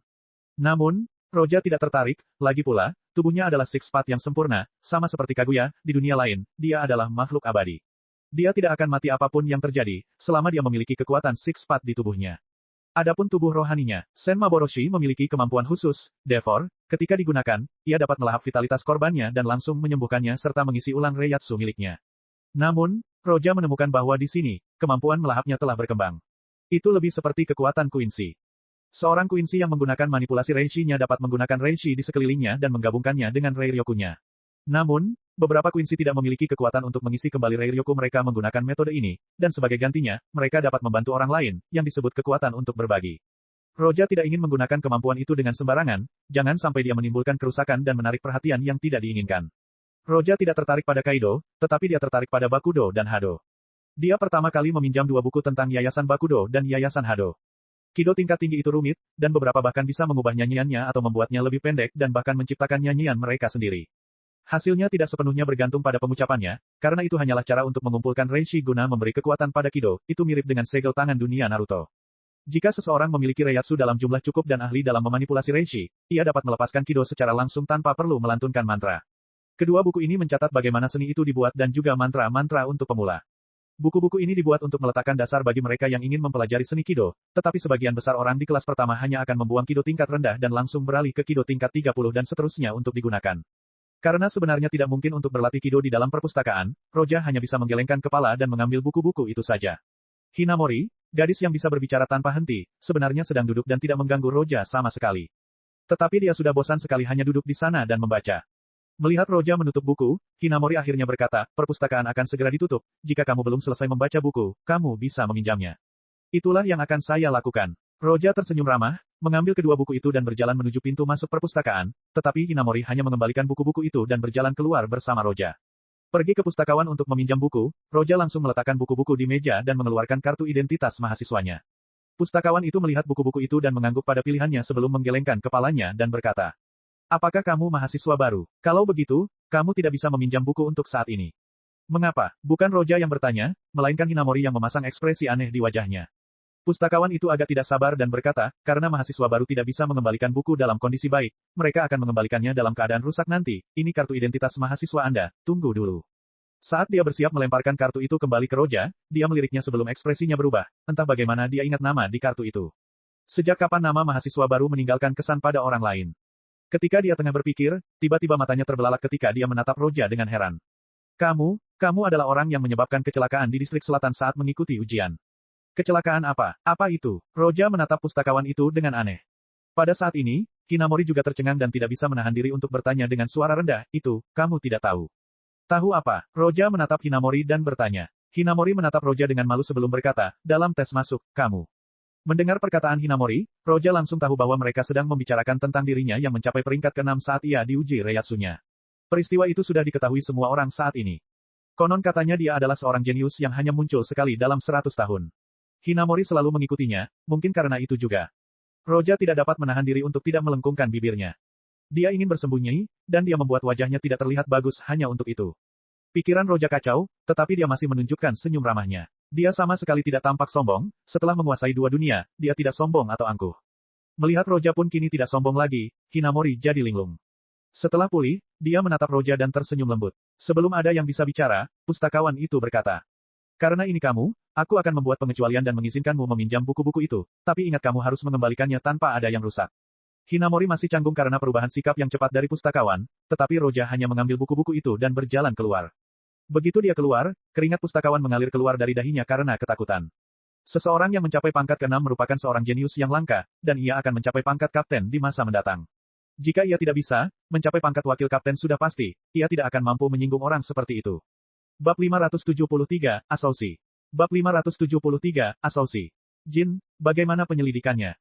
Aizen, kapten divisi kelima, sedang melihat keluar jendela sambil bertanya pada Ichimaru Jin. Jin mengangkat bahu dan berkata, Soul Society itu besar, informasi dari Rukongai tidak lengkap, kita tidak bisa menyelidikinya dengan baik. Yah, tidak masalah dari mana dia berasal. Kita hanya perlu melihat seberapa kuat dia dan seberapa berharganya dia. Jin menyipitkan matanya dan tersenyum, ini adalah pertama kalinya dalam 100 tahun seseorang yang bisa mencapai peringkat ke-6 muncul. Di asrama, Roja meletakkan buku dasar Hado di depannya di dalam ruangan seluas 10 meter persegi, yang anehnya tertutup kabut tebal. Ruangan itu tampak lebih besar dari sebelumnya karena Roja menggunakan kemampuan ruangnya untuk memberi dirinya ruang di dalam ruangan. Akan tetapi, ukurannya hanya beberapa ratus meter saja, jika dia memperbesarnya sedikit saja, akan terjadi kejanggalan di ruang Soul Society, yang akan membuat orang-orang waspada. Hado keempat, Byakurai. Roja mengulurkan jarinya sambil melihat ke depannya. Petir menyambar dari jarinya dan langsung melesat ke depan. Setelah kembali ke asrama, Roja mulai berlatih keterampilan Hado. Meskipun ia kurang mampu mengendalikan Reiatsunya, ia masih bisa belajar dengan mudah. Lagi pula, ia bukanlah orang yang ahli dalam menangani Reiatsu, seperti Rukai dan Renji, dan ia jauh lebih kuat daripada kapten, jadi berlatih hingga Hado ke-30 tidak akan menjadi masalah. Setelah 10 kali mencoba, dia menghentikan mantranya, karena Reiatsunya terlalu kuat, dia tidak perlu meningkatkan kekuatannya menggunakan mantra. Setelah mencapai level ke-10, kesulitannya meningkat karena kontrol yang dibutuhkan menjadi lebih tinggi.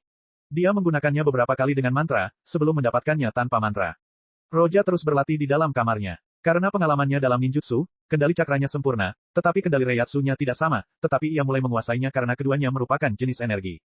Satu-satunya perbedaan antara keduanya adalah bahwa Carka ada di dalam tubuh sementara Reishi menyusun seluruh masyarakat jiwa. Hanya dalam waktu sehari, Roja sudah menguasai 30 Hado pertama dan bahkan mempelajari 20 Bakudo pertama. Bagaimanapun, ini adalah hal-hal dasar yang harus dikuasai mahasiswa baru di akademi, kecuali biasanya butuh waktu beberapa bulan. Jika dia bisa mempelajari sesuatu dalam sehari sementara yang lain butuh waktu berbulan-bulan, maka pada dasarnya, jika dia tidak bisa mempelajari 30 hal di atas dari kedua seni itu dengan mudah, itu akan menjadi aneh. Dia berencana untuk terus mempelajari Bakudo ke-21 hingga ke-25 sebelum kembali ke perpustakaan dan mendapatkan buku-buku tingkat lanjut. Roja keluar dari asrama. Roja tidak bertemu Hinamori, yang membuatnya terkejut, dia mengira Hinamori sudah menunggunya di luar. Meskipun dia punya Kenbunsoku Haki dan segalanya, dia tidak mengaktifkannya hanya untuk mengetahui apa yang dilakukan setiap gadis di asrama. Roja tidak peduli lagi, dia mengangkat bahu dan berjalan menuju Aula Zanjutsu. Di antara Zankensoki, Aula Hoho merupakan yang terbesar, berikutnya adalah Aula Kido, lalu Zanjutsu, dan yang terkecil adalah Aula Hakuda. Roja tiba di Aula Zanjutsu tetapi secara tak terduga mendapati semua siswa ada di sana, dan gurunya berdiri di depan kelas dengan tidak senang. Apakah aku terlambat? Sepertinya aku tidak memperhatikan waktu. Roja menyentuh dagunya sambil berpikir. Pantas saja Hinamori tidak menunggunya. Sepertinya dia terlambat dan dia tidak ingin terlambat jadi dia pergi sendiri. Jangan terlambat lain kali, masuklah. Sang guru Zanjutsu, meski merasa tidak nyaman, berkata perlahan setelah melihat wajah Roja, yang mengejutkan banyak murid bahwa guru itu sangat marah. Gurunya ingin marah, tapi Roja adalah seorang jenius, dan para jenius memiliki beberapa hak istimewa. Tentu saja, meskipun gurunya tidak mengatakan apapun, murid-murid menunjukkan ekspresi yang berbeda-beda, beberapa di antaranya menatapnya dengan tidak senang. Sebagian besar kelas itu terdiri dari bangsawan, dengan beberapa jenius dari Rukongai. Datang terlambat untuk kelas pertama. Itu sesuatu. Sepertinya dia tidak ingin belajar Zanjutsu, tapi dia jenius, jadi itu bisa dimengerti. Banyak orang berbicara dengan suara-suara aneh penuh ejekan. Roja mengabaikan mereka, meskipun mereka mungkin lebih tua darinya dalam hal usia sebenarnya, dia telah melewati 2 dunia. Orang-orang ini hanyalah shinigami kecil baginya. Oke, diam, guru itu berteriak sambil memukul meja dengan tangannya. Kemudian dia mengambil sekeranjang penuh asausi dan menaruhnya. Semua asucis terlihat sama sebelum berubah menjadi Zanpakuto. Siapapun yang mendengar namanya, maju dan ambil asausi. Sebelum itu, saya perlu menjelaskan sesuatu terlebih dahulu. Setiap lulusan pasti punya asausinya masing-masing, tetapi sebelum lulus, kami hanya meminjamkannya kepada kalian. Jika kalian gagal lulus, kalian harus mengembalikannya. Apakah kalian mengerti? Jadi berlatihlah dengan giat dan jangan bermalas-malasan hanya karena kamu berada di kelas utama. Setelah mendapatkan asausi miliknya, Roja langsung menuangkan Reiatsu miliknya ke dalamnya dan mencoba berkomunikasi dengannya. Namun tanpa diduga, komunikasinya gagal. Asausi menolak berkomunikasi dengan Roja dan bahkan menolak Reiatsunya sepenuhnya. Tentu saja, aku tidak bisa memiliki dua Zanpakutos pada saat yang sama. Roja menarik kembali Reiatsunya dan berpikir. Dia bisa merasakan bahwa dia tidak hanya merasakan Asaushi menolak Reiatsunya, tetapi bahkan Sen Maboroshi juga menolaknya dari Asaushi. Tampaknya, Sen Maboroshi tidak mengizinkan Zanpakuto lain bergabung dengan Roja. Bab 574, Roja vs. Guru Zanjutsu. Bab 574, Roja vs. Guru Zanjutsu. Setelah masing-masing menerima asuasi, kelas resmi dimulai. Tidak ada kelas teori, hanya praktik. Akan tetapi, pelatihan itu hanya membosankan bagi Roja. Latihan yang sama dilakukannya saat pertama kali bersentuhan dengan ilmu pedang. Hanya memegang pedang dan memukulkannya ke boneka kayu. Hinamori berlatih dengan serius. Ia mengayunkan pedangnya ke boneka itu, berkonsentrasi penuh pada latihannya. Dia segera menemukan Roja yang hanya berdiri di sana. Dia menatapnya dengan aneh sebelum berbicara. Ano, Roja, kenapa kamu tidak berlatih? Kamu tidak mendengar apa yang dikatakan guru. Jika ada yang bertanya mengapa dia menghilangkan sebutan kehormatan setelah namanya, dia menghilangkannya ketika dia mendapati bahwa Roja tidak sombong seperti kebanyakan orang dengan bakatnya. Roja terdiam dan mendesah, entahlah kenapa, tapi aku tidak tertarik, aku tidak suka hanya mengayunkan pedangku. Hinamori berkedip, tapi Zanjutsu sangat penting, jika kamu tidak berlatih, kamu tidak akan lulus penilaian, dan itu akan merepotkanmu. Hei, kalian berdua, tiba-tiba, guru itu berbicara kepada mereka. Dia melihatnya menggelengkan kepala. Pertama, dia menatap Hinamori lalu Roja, dan bertanya, hanya karena kamu tidak tertarik pada Zanjutsu, kamu menyerah. Mengetahui Zanjutsu itu penting. Tapi kudengar Reiatsu adalah yang paling penting. Perkataan Roja membuat gurunya sedikit marah dan kesal. Reiatsu itu penting, tapi Zanjutsu juga sama. Meskipun kamu mencapai tingkat ke-6 untuk Reiatsu, jika kamu tidak tahu cara menggunakan pedang, kamu ingin bisa menggunakan Reiatsumu.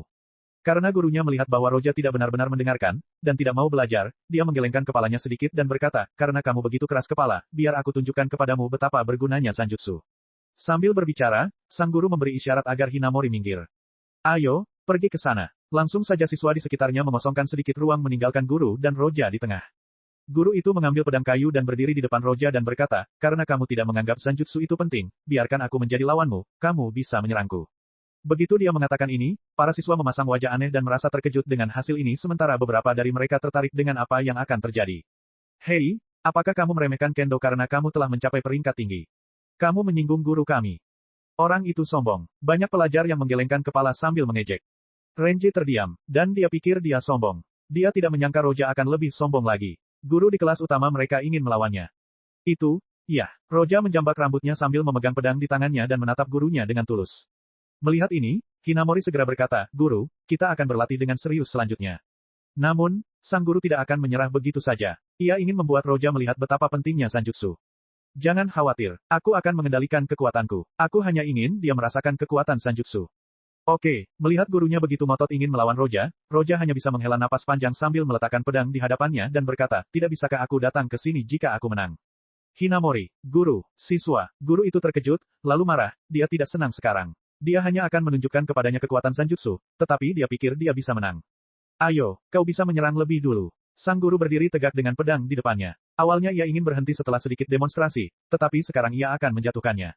Harap berhati-hati. Roja langsung menundukkan tubuhnya, pedangnya berada di samping pinggangnya seolah hendak melakukan iai, seni menghunus pedang lalu melangkah maju dan langsung berada di belakang sang guru. Roja berdiri, melemparkan kembali pedang kayu itu ke tempatnya, sebelum berjalan keluar aula. Di belakangnya, sang guru berdiri di tempatnya, tak bergerak. Wajah sang guru penuh dengan keterkejutan saat pedang kayu di tangannya terpotong menjadi dua dari tengah sebelum jatuh ke tanah. Tak seorang pun dapat berbicara. Di dalam asrama.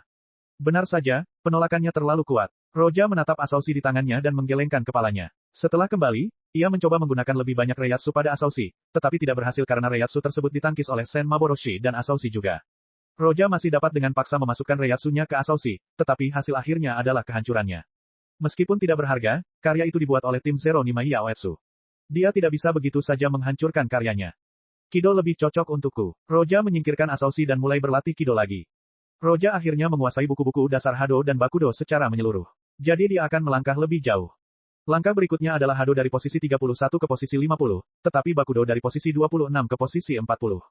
Seiring bertambahnya jumlah siswa, semakin tinggi pula tingkat kesulitannya, siswa baru bahkan tidak akan pernah berani mempelajarinya, hanya sedikit siswa di kelas atas yang akan mempelajari Kido tingkat menengah, dan bahkan siswa kelas 6 di akademi hanya akan mencapai peringkat 60 dalam Kido.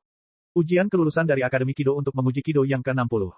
Di atasnya terdapat Kido tingkat tinggi, dan kesulitannya setinggi yang mungkin terjadi hingga tingkat ke-90 di mana Kido yang terlalu rumit akan muncul. Reiatsu yang dibutuhkan untuk Kido ke-90 ke atas sangatlah besar, bahkan Reiatsu wakil kapten tidak akan cukup. Bab 575, Aula Kido. Bab 575, Aula Kido. Tuanku, topeng daging dan tulang, kepakan sayap, engkau yang menyandang nama manusia. Kebenaran dan kesederhanaan, di atas tembok mimpi yang tanpa dosa ini, lepaskan sedikit saja amarah cakar-cakarmu, Hado ke-33, Sokatsui. Aduh, di ruang Senmaboroshi, api keluar dari telapak tangan Roja menuju 3 sasaran latihan. Roja mulai berlatih Hado dan Bakudo tingkat menengah, yang jauh lebih sulit daripada tingkat pemula, tetapi masih mudah baginya. Lagi pula, cadangan Reiatsunya terlalu besar. Dia tidak perlu menariknya dari sekelilingnya. Dia hanya butuh metode untuk melepaskannya sedikit saja. Hado ke-33, Sokatsui. Setelah mencoba Hado dengan nyanyian, ia langsung mengambil napas dalam-dalam dan mencobanya tanpa nyanyian. Aduh, Reiatsu menyebar dari tubuhnya ke telapak tangannya dan langsung berubah menjadi api yang menyembur keluar langsung ke suatu target. Akan tetapi, tidak seperti nyanyian, latihan sasaran tidak dihancurkan. Kekuatannya menurun drastis. Sebagian besar kekuatannya hanya 2/3 saat menggunakan Chen. Kekuatan Kido terkait dengan Reishi yang digunakan dan Reiatsu orang yang melakukan teknik tersebut. Ketika seorang kapten dan Shinigami normal menggunakan Kido yang sama, kekuatan di baliknya benar-benar berbeda. Namun kekuatan Kido tanpa nyanyian terkait erat dengan pengendalian Reiatsu serta pemahaman terhadap Kido yang digunakan. Saat Roja menggunakan mantra, Reishi yang digunakan sama dengan saat dia tidak menggunakan mantra, tetapi masalahnya adalah Reishi tersebut terbuang sia-sia, yang menyebabkan hilangnya kekuatan. Baiklah, aku perlu melatih pengendalianku terhadap Reishi. Roja memperoleh berbagai kemampuan dari Senmaboroshi, dan semuanya adalah apa yang ia butuhkan saat itu. Saat ia memperoleh buah cakra, ia jauh di atas level Shinigami. Dengan 3 bangkainya, ia sudah bisa menjadi yang terkuat. Jika dia bisa mengendalikan kekuatannya lebih baik, dia akan menjadi lebih kuat secara luar biasa. Dia harus menunggu Senmaboroshi berevolusi ke tahap ke-9. Roja dapat meramalkan kemampuan apa yang akan diperolehnya saat Senmaboroshi mencapai tahap ke-9. Itu adalah atribut emas, yang sama dengan final Getsuga Tenso, yang menyatukan kekuatan Hollow dan Shinigami secara menyeluruh dan membuatnya sekuat Aizen saat ia menyatu dengan Hokyoku. Setelah Senmaboroshi mencapai tahap ke-9, ia akan sepenuhnya mengintegrasikan cakra dengan Reiatsu. Perpustakaan seharusnya menyediakan buku tentang Reishi dan pengendalian Reiatsu. Kelas Kido juga seharusnya menyediakan pelajaran semacam itu. Yah, hari ini, kalau tidak salah, seharusnya kelas Bakuda. Roja tidak akan menghadiri kelas itu, sama seperti kelas Sanjutsu. Dia hanya akan meninggalkan kelas Bakuda. Tidak mengikuti 2 dari 4 kelas Sankensoki tidak akan menjadi masalah. Hado ke-33, Sokatsui. Setelah berhenti mengikuti kelas Bakuda, dia hanya meneruskan latihan Hado. Keesokan harinya, Roja langsung meninggalkan asrama tepat pada waktunya. Ia bertemu dengan Hinamori. Ia tidak tahu apakah Hinamori sedang menunggunya, atau itu hanya kebetulan. Selamat pagi. Hinamori menyapanya, lalu bertanya dengan suara rendah, Ano, kamu tidak pergi ke kelas Bakuda kemarin. Petik 2, petik 2. Roja terbatuk 2 kali karena wajahnya menjadi sedikit pucat sebelum berkata, sebenarnya, aku agak lemah untuk gaya pertarungan tangan kosong, aku tidak bisa memaksakan tubuhku. Mendengar perkataan Roja, Hinamori terkejut. Ia percaya pada Roja. Kemampuan Roja dalam Zanjutsu sangat tinggi sehingga ia berhasil mengalahkan gurunya, tetapi ia tidak menyangka tubuh Roja ternyata lemah sehingga tidak bisa berlatih. Dia menatap Roja dengan khawatir sambil berkata, jangan khawatir, saat Reiatsumu semakin kuat, tubuhmu juga akan semakin kuat. Lagi pula, dengan bakatmu, mempelajari Kido akan mudah dan tidak melelahkan sama sekali. Melihat wajah khawatirnya, Roja merasa sedikit bersalah karena telah menipunya seperti itu, jadi dia tersenyum sedikit dan berkata, mungkin. Ayo berangkat, kelas Kido akan segera dimulai. Hinamori tersenyum pada Roja dan langsung menuju Aula Kido. Aula Kido sangat besar dibandingkan dengan Aula Sanjutsu. Berlatih Kido akan membutuhkan tempat yang besar. Hinamori menunggu kelas tersebut dengan penuh harap karena dia mirip dengan Roja, dia tidak tertarik dengan Zanjutsu, tetapi dia ingin mempelajari Kido. Dalam cerita aslinya, dia unggul dalam Kido. Saat kelas akan dimulai, siswa mulai berkumpul. Ketika Roja masuk, banyak orang mulai berbisik-bisik tentang kejeniusannya. Mereka berbicara tentang bagaimana ia tidak ingin berlatih Zanjutsu dan bagaimana gurunya melawannya dan langsung dikalahkan. Beberapa gadis sangat mengagumi Roja setelah apa yang dia lakukan di kelas Zanjutsu. Fangirls. Bakat Zanjutsu memang tinggi, tapi kalau tidak berlatih, cepat atau lambat dia akan dilampaui dan tidak peduli apapun rank yang kamu capai, Kido bukan hanya tentang itu. Renji duduk di sudut sambil berkata keras-keras. Dalam cerita asli, Renji selalu menantang juara pertama di akademi, Iziru, tetapi sekarang karena Iziru tidak sebaik Roja, Renji akan menantang yang terakhir. Bab 576, hal seperti itu bisa terjadi. Bab 576, hal seperti itu bisa terjadi. Tentu saja, guru Zanjutsu dan guru Kido tidaklah sama, tetapi guru ini jelas telah mendengar tentang Roja. Jadi ketika dia mendapati Roja hadir saat dia absen, dia tidak dapat menahan diri untuk mengatakannya. Bagus sekali, sepertinya semua orang sudah ada di kelas Kido pertama. Saya sangat berterima kasih. Setelah mengatakan hal itu, sang guru menutup mulutnya dengan tangan sambil batuk. Semua orang di kelas memandang Roja merah. Setelah menggoda Roja sebentar, guru itu pun memulai pelajaran secara resmi. Ia tidak terlalu memikirkan Roja, karena Roja cukup menyebalkan dalam pelajaran Zanjutsu dan juga tidak menghadiri pelajaran Bakuda. Yah, menjadi seorang jenius ada manfaatnya. Dalam sejarah Shinigami, seseorang yang mencapai peringkat ke-6 menyelesaikan tahun pertama sebelum langsung mengajukan kelulusan dan langsung dipromosikan ke posisi wakil kapten. Meskipun ini adalah pelajaran Kido pertama, aku ingin kalian mengerti bahwa Kido adalah salah satu dari 4 teknik utama yang digunakan oleh Shinigami. Ini adalah kemampuan yang sangat penting yang membutuhkan kendali Reishi dan Reiatsu. Jangan berpikir bahwa Anda dapat langsung menggunakan Kido bahkan sebelum Anda memulainya. Pertama, Anda perlu mempelajari cara memusatkan Reiatsu. Guru kelas mulai berbicara sambil meletakkan tangannya di belakang punggungnya. Setelah beberapa saat, guru tersebut membawa sekeranjang penuh bola kristal spesial. Ini adalah bola kristal yang sangat istimewa, digunakan untuk mengendalikan Reiatsu. Masing-masing dari kalian akan menerima sebuah bola, dan kita akan mulai berlatih. Setelah mengatakan ini, bola kristal segera dibagikan kepada para siswa. Mengambil bola kristal, Roja memandangnya dengan penuh minat, karena mengendalikan Reiatsu dengan benda khusus dapat membantu. Sepertinya itu yang digunakan Urahara untuk membuka dangai menuju Soul Society bagi Ichigo dan yang lainnya. Langkah pertama adalah menuangkan Reiatsumu ke dalamnya. Perhatikan, dan benda ini tidak menguji Reiatsumu, benda ini tidak dapat diaktifkan tanpa kamu benar-benar mengendalikan Reiatsumu ke dalamnya. Guru Kido mulai berbicara. Setelah mendengarkan instruksinya, para siswa mulai mencoba menuangkan Reiatsu mereka ke dalam bola kristal. Ini adalah kelas pertama, dengan banyak siswa yang mencapai peringkat kelima, hanya Roja yang tidak biasa di antara mereka, sementara mereka adalah jenius bagi orang lain. Pelatihan ini sederhana karena sebagian besar siswa berhasil setelah beberapa kali mencoba. Hinamori memejamkan matanya dan berkonsentrasi begitu dia menyentuh bola, yang secara langsung membuat bola bereaksi. Saat dia membuka matanya, dia melihat itu dan sangat bahagia lalu melihat bola di tangan Roja berkilauan dengan cahaya dan tidak bisa menahan senyum. Ini sangat sederhana. Itu sederhana saja. Setelah itu, perhatian Roja kembali ke bola sambil mengamatinya dengan saksama. Beberapa saat kemudian, Roja mencoba meningkatkan keluaran Reiatsu yang ia masukkan ke dalam bola. Saat Reiatsu meningkat, cahaya pada bola kristal menghilang sebelum sebuah bola mengembang dengan mulus keluar darinya. Banyak orang yang menyaksikannya dengan kaget, bahkan Hinamori pun secara langsung membuat mereka ingin mencoba juga. Akan tetapi, tidak seorang pun mampu melakukan hal yang sama, karena bola Roja stabil sementara bola lainnya berkedip-kedip. Mata guru itu tertuju pada bola kristal Roja dan mulai bersinar sebelum perlahan berkata, "Yah, sepertinya seseorang sudah menyadari langkah kedua." Ya, langkah kedua adalah meningkatkan Reiatsu dan menstabilkan bola cahaya di sekitar bola kristal. Sambil menatap Roja, dia melanjutkan, langkah ketiga adalah mengompresi bola cahaya menggunakan Reiatsu. Kesunyian. Saat gurunya mengatakan ini, Roja langsung mulai memampatkan bola dengan kecepatan yang sangat cepat, menyelesaikan langkah ketiga. Langkah keempat adalah membuat pusaran dengan memutar bola tersebut yang akan mengumpulkan Reishi di sekitarnya. Secara langsung, Roja mulai memutar bola tersebut dan menciptakan pusaran. Langkahnya adalah menjaga Reiatsu tetap stabil, meningkatkan kecepatan putaran pusaran, dan menghancurkan bola kristal. Setelah itu, Roja, seperti sebelumnya, membuat pusaran itu berputar lebih cepat.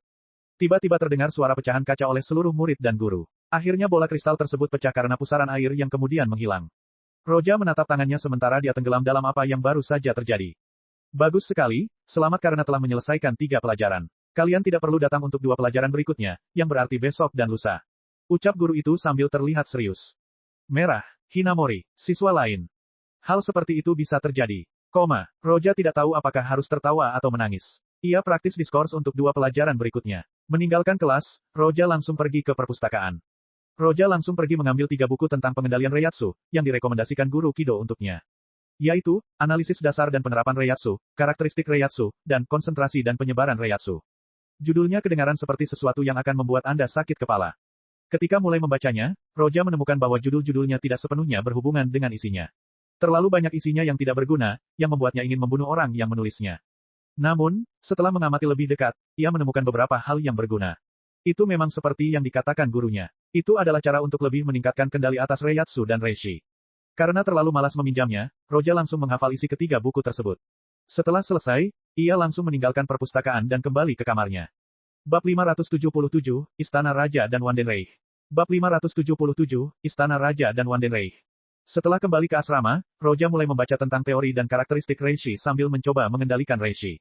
Seluruh masyarakat jiwa, pada kenyataannya, tersusun dari Reishi, bahkan jalur antara masyarakat jiwa dan dunia manusia, merupakan contoh sempurna dari Reishi dan hukum dunia. Ruang yang lebih padat di dunia ini disebabkan oleh Reishi dan hukum ruang yang saling terhubung. Misalnya, Hollow di Hueco Mundo memiliki kemampuan untuk mencabik-cabik ruang, sementara mereka tidak memahami ruang itu sendiri. Namun, karena Roja baru saja tiba di dunia ini belum lama ini, ia tidak memiliki pemahaman penuh tentang dunia ini dan terikat oleh aturan dunia.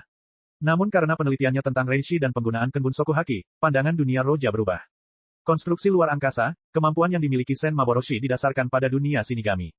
Mata Roja berbinar penuh pengertian. Karena Sen Maboroshi menggunakan fondasi yang sama, Roja dapat dengan cepat memahami konstruksi dasar ruang di dunia ini. Perasaan yang ia miliki untuk menggunakan seluruh kekuatannya hanya untuk menghancurkan ruang menghilang. Ia merasa seperti ikan yang menemukan air di tengah gurun. Namun dengan ini, dia bisa merasakan istana Raja Roh. Raja Jiwa, pandangan Roja berubah, matanya seakan menembus langit-langit saat ia memandang jauh ke depan. Pandangannya menembus Reishi dan angkasa menuju istana Raja Jiwa. Dalam cerita aslinya, dikatakan bahwa istana Raja Roh adalah fondasi dunia. Jika Hueco Mundo, dunia manusia, dan Soul Society dibandingkan dengan bumi, Mars, dan bintang-bintang lainnya, maka istana Raja Jiwa bagaikan matahari.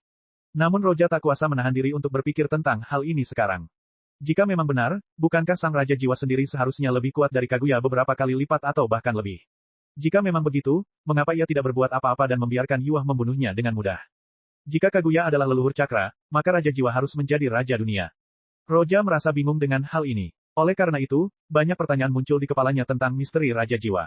Bagaimana Yuah bisa memasuki istana Raja Jiwa dengan mudahnya, dan mengapa Raja Jiwa tidak ikut campur dalam semua yang tengah terjadi? Sambil menggelengkan kepalanya, Roja memutuskan untuk tidak memikirkan hal ini sekarang. Jika istana Raja Jiwa berada di atas Soul Society, bukankah seharusnya Wandenreich berada di bawahnya? Bersembunyi dalam bayang-bayang masyarakat jiwa selama 1000 tahun untuk memulihkan detak jantungnya, kesadarannya, dan kekuatannya, lalu dia menghadapi Shinigami secara langsung. Tidak seorang pun menyadari apa yang bersembunyi dalam bayang-bayang mereka, bahkan lelaki tua Yamamoto pun tidak tahu. Yuah. Roja menundukkan kepalanya dan berbisik. Karena ia berusia beberapa dekade sejak awal cerita, maka itu berarti Yuah berada dalam rentang waktu 90 tahun yang dibutuhkan untuk mendapatkan kembali kesadarannya. Haruskah dia campur tangan sebelum itu terjadi? Roja menggelengkan kepalanya. Dia bukan seseorang dari dunia ini. Dia harus menunggu Sen Maboroshi menyelesaikan evolusi ke tahap ke-9, lalu mendapatkan Hokyoku, dan saat itu, bahkan jika Yuah kembali dengan kekuatan penuh, dia bisa mengalahkannya. Setelah setengah bulan, Roja tidak pergi ke kelas Kido atau kelas Zanjutsu.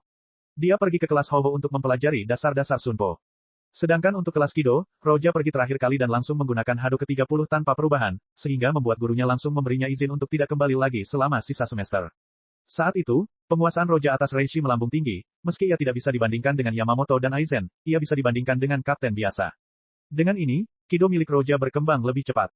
Sekarang dia dapat menggunakan Hado ke-65 dan Bakudo tanpa mantra. Kalau guru lihat ini pasti takut, murid kelas 6 pun tidak ada yang bisa Kido sekitar 60, apalagi tanpa nyanyian. Dia bisa langsung bergabung dengan Gotei 13 dengan keterampilan ini. Di dalam arena latihan akademi tempat para siswa berlatih Kido dan Zanjutsu dengan bebas, dua sosok berdiri di sudut. Penekanan Hado ke-12 terletak pada kompresi Reiatsu Anda tidak dapat tersebar, dan dalam keadaan tidak teratur, Anda perlu memampatkannya sekuat tenaga agar berhasil. Itu adalah pembicaraan Roja, dan orang yang diajaknya bicara adalah Hinamori, yang sedang berlatih Kido. Setelah tinggal di asrama selama setengah bulan, Roja ingin berjalan-jalan dan secara kebetulan bertemu Hinamori. Ketika Hinamori melihat Roja, dia senang karena dia ingin bertemu dengannya. Dia hanya bertemu dengannya 2 kali dalam setengah bulan terakhir. Dan salah satunya adalah saat ia menggunakan Kido ke-30 tanpa mantra. Melihat itu, Hinamori menyimpulkan bahwa bakat Roja dalam Kido jauh melampaui dirinya, dan ia pun mengaguminya. Aku akan mencoba lagi. Hinamori mendengarkan Roja dengan sungguh-sungguh lalu mengambil nafas dalam-dalam dan mulai melantunkan mantra sambil merentangkan telapak tangannya. Bab 578, Konflik. Bab 578, Konflik. Nyalakan apimu dan bakar semuanya, wahai bintang cahaya, gabungkan panasnya dan mulailah, Hado nomor 12, Fusibi. TN, mantra atau nyanyian untuk Fusibi tidak disebutkan sebelumnya. Hinamori mengumpulkan Reishi sambil mengulurkan tangannya ke depan. Tiba-tiba, kobaran api melesat ke depan. Saya berhasil. Hinamori amat gembira, sementara Roja hanya tersenyum tipis. Kau sudah mempelajari Hado nomor 12. Kau benar-benar hebat, Hinamori. Pada saat itu, sebuah siluet berjalan ke arah mereka. Sosok itu adalah seseorang dari kelas yang sama, Izuru. Yang terakhir berseru setelah melihat Hinamori berhasil menggunakan Hado nomor 12. Tidak, itu karena ajaran Roja. Hinamori memiringkan kepalanya sedikit sambil tersenyum dan berkata, aku ingat kamu menggunakan Hado nomor 10 belum lama ini. Yah, beberapa jenius di Soul Society belum mulai berlatih Hado nomor 12. Izuru tersenyum sambil menatap Roja dengan kagum dan berkata, yah, Roja bisa menggunakan Hado nomor 30, tanpa perlu dirapalkan, dibandingkan dengannya, aku terlalu jauh tertinggal. Hinamori tersenyum tetapi tidak berbicara. Memang, Roja berada di liga yang berbeda jika dibandingkan dengan mereka, terutama Zanjutsu dan Kidonya. Saya tidak perlu berlatih Hoho dan Zanjutsu, jadi saya menghabiskan waktu saya di Kido dengan melihat-lihat perpustakaan. Roja tersenyum sambil berkata, aku juga pergi dan meminjam beberapa buku, tapi aku masih belum bisa dibandingkan denganmu. Hinamori menatap Roja dan berkata, kudengar selain Gotei 13, ada Korps Kido, tempat para jenius Kido berkumpul. Bahkan jika kau tidak bisa bergabung dengan Gotei 13 karena kondisi tubuhmu, kau masih bisa bergabung dengan Korps Kido. Kekuasaan di tempat ini dibagi, yang tertinggi adalah Istana Raja Roh, kemudian Ruang Tengah 46, setelah itu Gotei 13, Onmitsu Kido, dan Korps Kido. Namun, Seiring berjalannya waktu, dengan Yamamoto memimpin Gotei 13, ia mendominasi yang lain. Hal ini dapat terlihat dari dua kapten yang memegang posisi komandan atas Onmitsu Kido untuk melindungi Gotei 13. Namun, Korps Kido runtuh akibat kecelakaan antara Aizen dan Urahara, yang saat itu menjadi komandan Korps Kido. Kecelakaan itu menyebabkan Urahara meninggalkan Soul Society bersama Yoruichi dan yang lainnya. Hal itu menyebabkan Korps Kido menderita kerugian besar.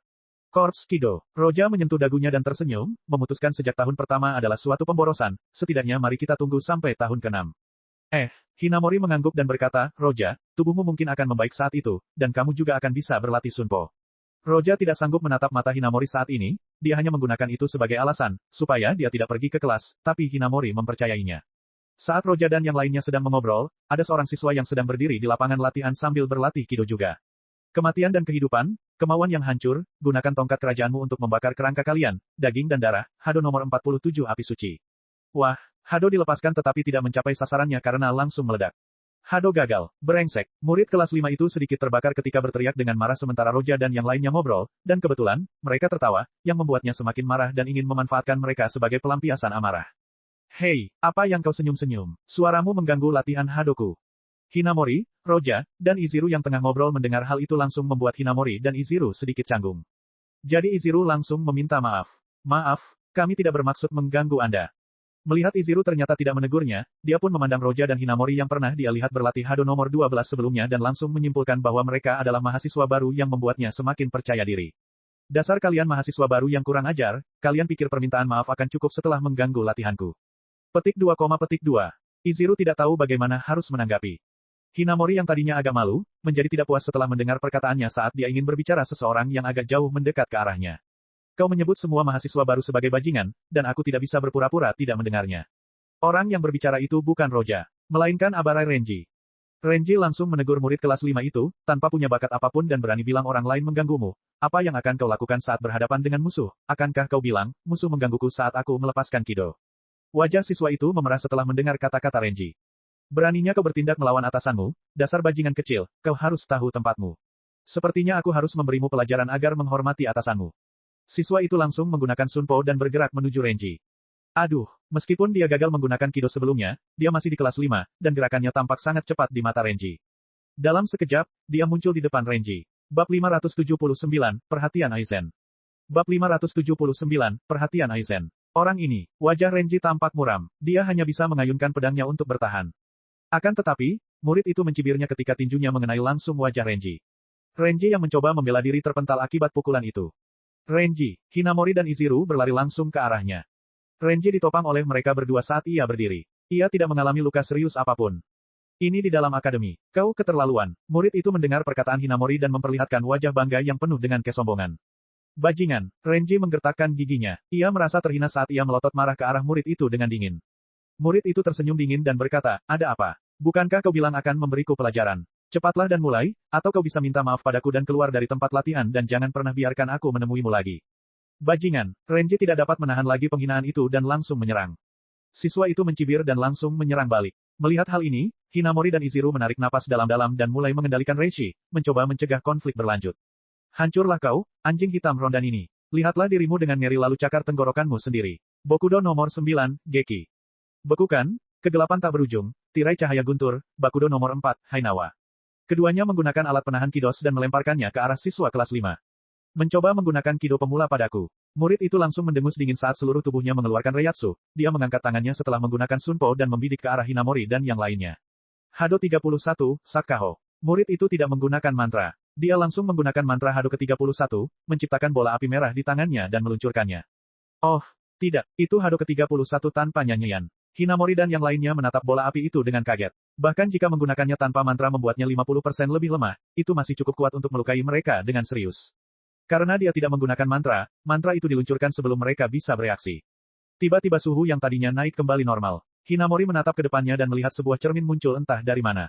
Bakudo nomor 27, cermin. Bola api itu jatuh di cermin tak kasat mata, dan seolah menyentuh air, bola api itu langsung lenyap, meninggalkan gumpalan kecil asap yang menghilang setelah beberapa detik. Berpikir bahwa ia akan memberi pelajaran kepada para mahasiswa baru, mahasiswa itu tidak menyangka akan terjadi hal seperti itu. Ia langsung terlihat serius, dan raut wajah arogannya pun menghilang. Siapa kamu? Dia menoleh ke belakang Hinamori dan yang lainnya hanya untuk melihat Roja. Mahasiswa baru, Roja. Roja menepuk bahu Hinamori, berusaha membuatnya rileks, lalu menatap kembali ke arah siswi itu, kamu seharusnya berhenti menindas siswa dari kelas bawah. Mahasiswa baru. Mendengar perkataan Roja, murid itu tercengang sejenak sebelum ekspresinya berubah karena dia mengira Roja menggunakan Bakudo ke-27 tanpa nyanyian. Tiba-tiba nama Roja terngiang di kepalanya, dialah yang mencapai peringkat ke-6 saat dia mengikuti ujian akademi. Memikirkan hal ini, sang murid langsung mengurungkan niatnya untuk meneruskan serangannya, karena walaupun Roja mungkin tidak sekuat dirinya sekarang, di masa depan, seorang jenius seperti itu kemungkinan besar akan mencapai kedudukan yang jauh lebih tinggi darinya. Karena itu aku akan berhenti di sini. Setelah ragu sejenak, siswa itu berbalik dan pergi. Melihat siswi itu pergi, Hinamori dan yang lainnya pun merasa tenang. Mereka tidak terkejut ketika Roja menggunakan Bakudo ke-27 tanpa mantra, karena mereka sudah melihatnya menggunakan Hado ke-30. Namun mereka masih terpesona olehnya. Roja, apakah kamu baru saja menggunakan Sunpo? Hinamori yang tengah fokus pada Roja berseru kaget. Dia tahu bahwa Roja masih jauh saat ini dimulai, tetapi dia tiba-tiba berada di belakangnya, yang, tanpa diragukan lagi, berarti dia menggunakan Sunpo. Sunpo, aku punya waktu luang saat berlatih Kido, jadi aku berlatih sedikit. Roja berkata sambil tersenyum tanpa peduli, cukup sulit, aku tidak bisa menguasainya. Petik 2, petik 2. Hinamori merasa sedikit canggung. Sunpo milik Roa cukup cepat, dia tidak dapat melihat dengan jelas gerakannya, yang hampir sama dengan Sunpo milik siswa kelas 5 itu. Akan tetapi, mengetahui bahwa Roja tidak menghadiri banyak kelas, dia mengerti mengapa dia merasa kesulitan. Hinamori menyatakan pengertiannya, sementara harga diri Renji terluka parah. Kamu terus ngobrol, aku pergi dulu. Renji langsung berbalik untuk pergi. Pada saat yang sama, di luar area latihan, di sebuah puncak, dua orang tengah memperhatikan kejadian yang terjadi dari kejauhan. Bagaimana menurutmu, Jin? Dia pasti menyembunyikan sesuatu, Kapten Aizen, bahwa Sunpo sangat hebat, bukan sesuatu yang biasanya bisa dilakukan oleh mahasiswa baru. Jin menyipitkan matanya. Aizen terdiam sejenak sebelum mulai berbicara, bukan hanya Sunpo-nya tapi sikapnya juga terlalu sempurna. Apa? Jin menatap Aizen. Aizen sekali lagi melihat ke arah lapangan latihan dan khususnya Roja, sebagaimana yang dikatakannya. Ketika dia menghadapi konflik, dia tidak melakukan apapun, hanya ketika situasinya tidak terkendali, dia ikut campur, dan dia hanya melakukannya dengan mencegah konflik lebih lanjut. Inilah gambaran seorang jenius. Maksudmu, bukankah dia terlihat sedikit mirip denganku? Perkataan Aizen membuat Jin menatapnya sambil memikirkannya. Setelah beberapa saat, Aizen berbalik untuk pergi sementara Jin sudah menghilang dari sana. Bab 580, 6 bulan kemudian. Bab 580, 6 bulan kemudian. Aizen dan Jin tidak tahu apa yang baru saja terjadi ketika mereka pergi. Roja, yang tersenyum saat berbicara dengan Hinamori, dan yang lainnya melihat ke tempat mereka berdiri, dan matanya berbinar. Menatapku, Aizen. Roja tidak terkejut, Aizen selalu menatap Hinamori dan Abare Renji dalam cerita aslinya, bahkan yang lain untuk waktu yang lama, sekarang setelah penampilannya luar biasa, perhatian Aizen akan tertuju padanya. Bagi dirinya yang sekarang, dia tidak takut pada Aizen ketika dia mendapatkan Hokyoku, apalagi sebelum dia melakukannya. Aizen adalah tipe penjahat yang berencana ke depan dan banyak bermain drama, Roja tidak menginginkan hal seperti itu. Dia tidak memerlukan strategi, dia tidak memerlukan drama atau hal-hal semacam itu, dia hanya maju terus dengan kekuatan absolut. Dalam sekejap, 6 bulan berlalu. Aizen tetap bertahan dan tidak membuat masalah apapun. Dalam setengah tahun itu, Roja berlatih Hado hingga nomor 82 dan Bakudo hingga nomor 81. Kecepatan ini belum pernah muncul sebelumnya dalam seluruh sejarah Soul Society. Tentu saja, Roja menduga bahwa Aizen bisa saja melakukan hal yang sama saat ia masih di akademi, tetapi ia menyembunyikannya. Roja bahkan pergi ke perpustakaan untuk melihat siapa yang telah mencapai peringkat ke-6 dalam ujian sebelum dirinya, tetapi ia tidak dapat menemukan Aizen dalam daftar. Aizen tidak mencapai peringkat 6. Itu, tentu saja, lelucon. Reiatsu Aizen adalah salah satu eksistensi terkuat di Soul Society, dan dia pandai menyembunyikannya. Di samping Urahara, dan beberapa mata tajam Shinigami, Aizen adalah kapten yang paling adil dan paling ramah. Hado nomor 78, Zangerin. Reiatsu yang sangat padat melesat keluar dari ujung pedang Roja sebelum jatuh di ruang sempit di antara dua batu. Kesulitan Kido tanpa mantra meningkat setelah level 60, sedangkan Zangerin tanpa mantra setidaknya setengah lebih kuat daripada dengan mantra. Tingkat kesulitan Kido sama dengan sistem leveling dalam video game, beberapa level pertama akan mudah, sama seperti 30 Kido pertama, setelah itu, tingkat kesulitan akan sedikit meningkat, tetapi pemain yang baik akan tetap menganggapnya mudah, tetapi ketika mencapai level tertentu, akan sangat sulit untuk menaikkannya lebih jauh. Level tersebut akan menjadi level 60 ke atas Kido. Kalau dia hanya ingin mempelajarinya saja, tidak menguasai yang tanpa mantra, dia pasti sudah berada di atas Kido ke-90. Tentu saja ada permasalahan lain, yaitu minimnya buku untuk Kido di atas 82 untuk Hado dan 81 untuk Kido. Kido tingkat tinggi tidak ditempatkan di perpustakaan akademi, tidak hanya siswa, bahkan guru pun tidak dapat menggunakannya, itu sebabnya tidak ada informasi tentang mereka di sana. Selain itu, mereka disingkirkan karena takut ada siswa yang membuang-buang waktu mereka untuk mencoba mempelajarinya. Buku-buku ini hanya dapat ditemukan di ruang sentral 46 atau perpustakaan Kido Corps. Roja terus berlatih sampai seseorang mengetuk pintu. Roja tahu siapa orang itu, dan hanya bisa menggelengkan kepalanya, sebelum sampai di pintu. Membuka pintu, seorang gadis muda mengenakan seragam akademi muncul di depannya. Dia adalah Hinamori. Akademi Shinigami tidak memisahkan asrama pria dan wanita. Itulah sebabnya Hinamori mudah mengunjunginya. Shiro-chan, Shiro kecil, kamu jarang mengunjungiku lagi. Apakah kamu punya masalah dengan Kido? Roja tersenyum pada Hinamori. Selama 6 bulan terakhir, dia tidak tahu bagaimana, tetapi dia memanggilnya Shiro-chan, bukan Hinamori. Baiklah, guru ingin aku memberitahu kalian bahwa beberapa hari lagi, kita akan menjalani latihan tempur sungguhan, kita akan pergi ke dunia manusia dan melawan para Hollow. Semua orang harus berpartisipasi. Hinamori menggelengkan kepalanya, lalu berkata sambil tersenyum. Roja menyentuh dagunya sebelum tiba-tiba ekspresinya berubah. Hinamori memperhatikan perubahan itu dan langsung bertanya, apa? Tidak apa-apa, maaf perhatianku teralihkan. Roja menggaruk bagian belakang kepalanya dan tersenyum malu. Kemudian dia tiba-tiba teringat dan berkata, maaf, kamu mau masuk sebentar. Aku harus segera kembali, hari ini kelas Kido, kamu mau pergi. Kelas Kido, kau tahu aku sudah menguasai Hado ke-30, aku tidak bisa ikut. Roja berkata pada Hinamori. Hinamori pun tahu kalau Roja sudah menguasai lebih dari yang ke-30, jadi menghadiri kelas tidaklah penting, jadi dia tersenyum manis dan melambaikan tangan untuk mengucapkan selamat tinggal. Melihat Hinamori pergi, Roja kembali ke kamarnya dengan cahaya yang tidak biasa di matanya. Latihan bertarung sungguhan di dunia manusia. Fighting Hollow. Jika dia ingat dengan benar, disinilah Aizen akan membiarkan Menos Grande menyerang lalu mengalahkannya. Peristiwa ini juga menyebabkan Hinamori memuja Aizen. Terlepas dari apa yang terjadi dalam cerita aslinya dan apakah ia akan mengubah masa depan dengan ini atau tidak, Roja akan ikut campur dan memastikan Hinamori memujanya, bukan Aizen. Gadis kecil yang menggemaskan itu terbuang sia-sia pada seseorang seperti Aizen. Dan saat dia melakukannya, dia ingin melihat apa langkah Aizen selanjutnya. Cek. Rakan-rakan kultivator sekalian, sebelum retret, sila terus berkultivasi untuk jurus subscribe, like, share dan komentar agar sekte novel Sadim terus berkembang pesat.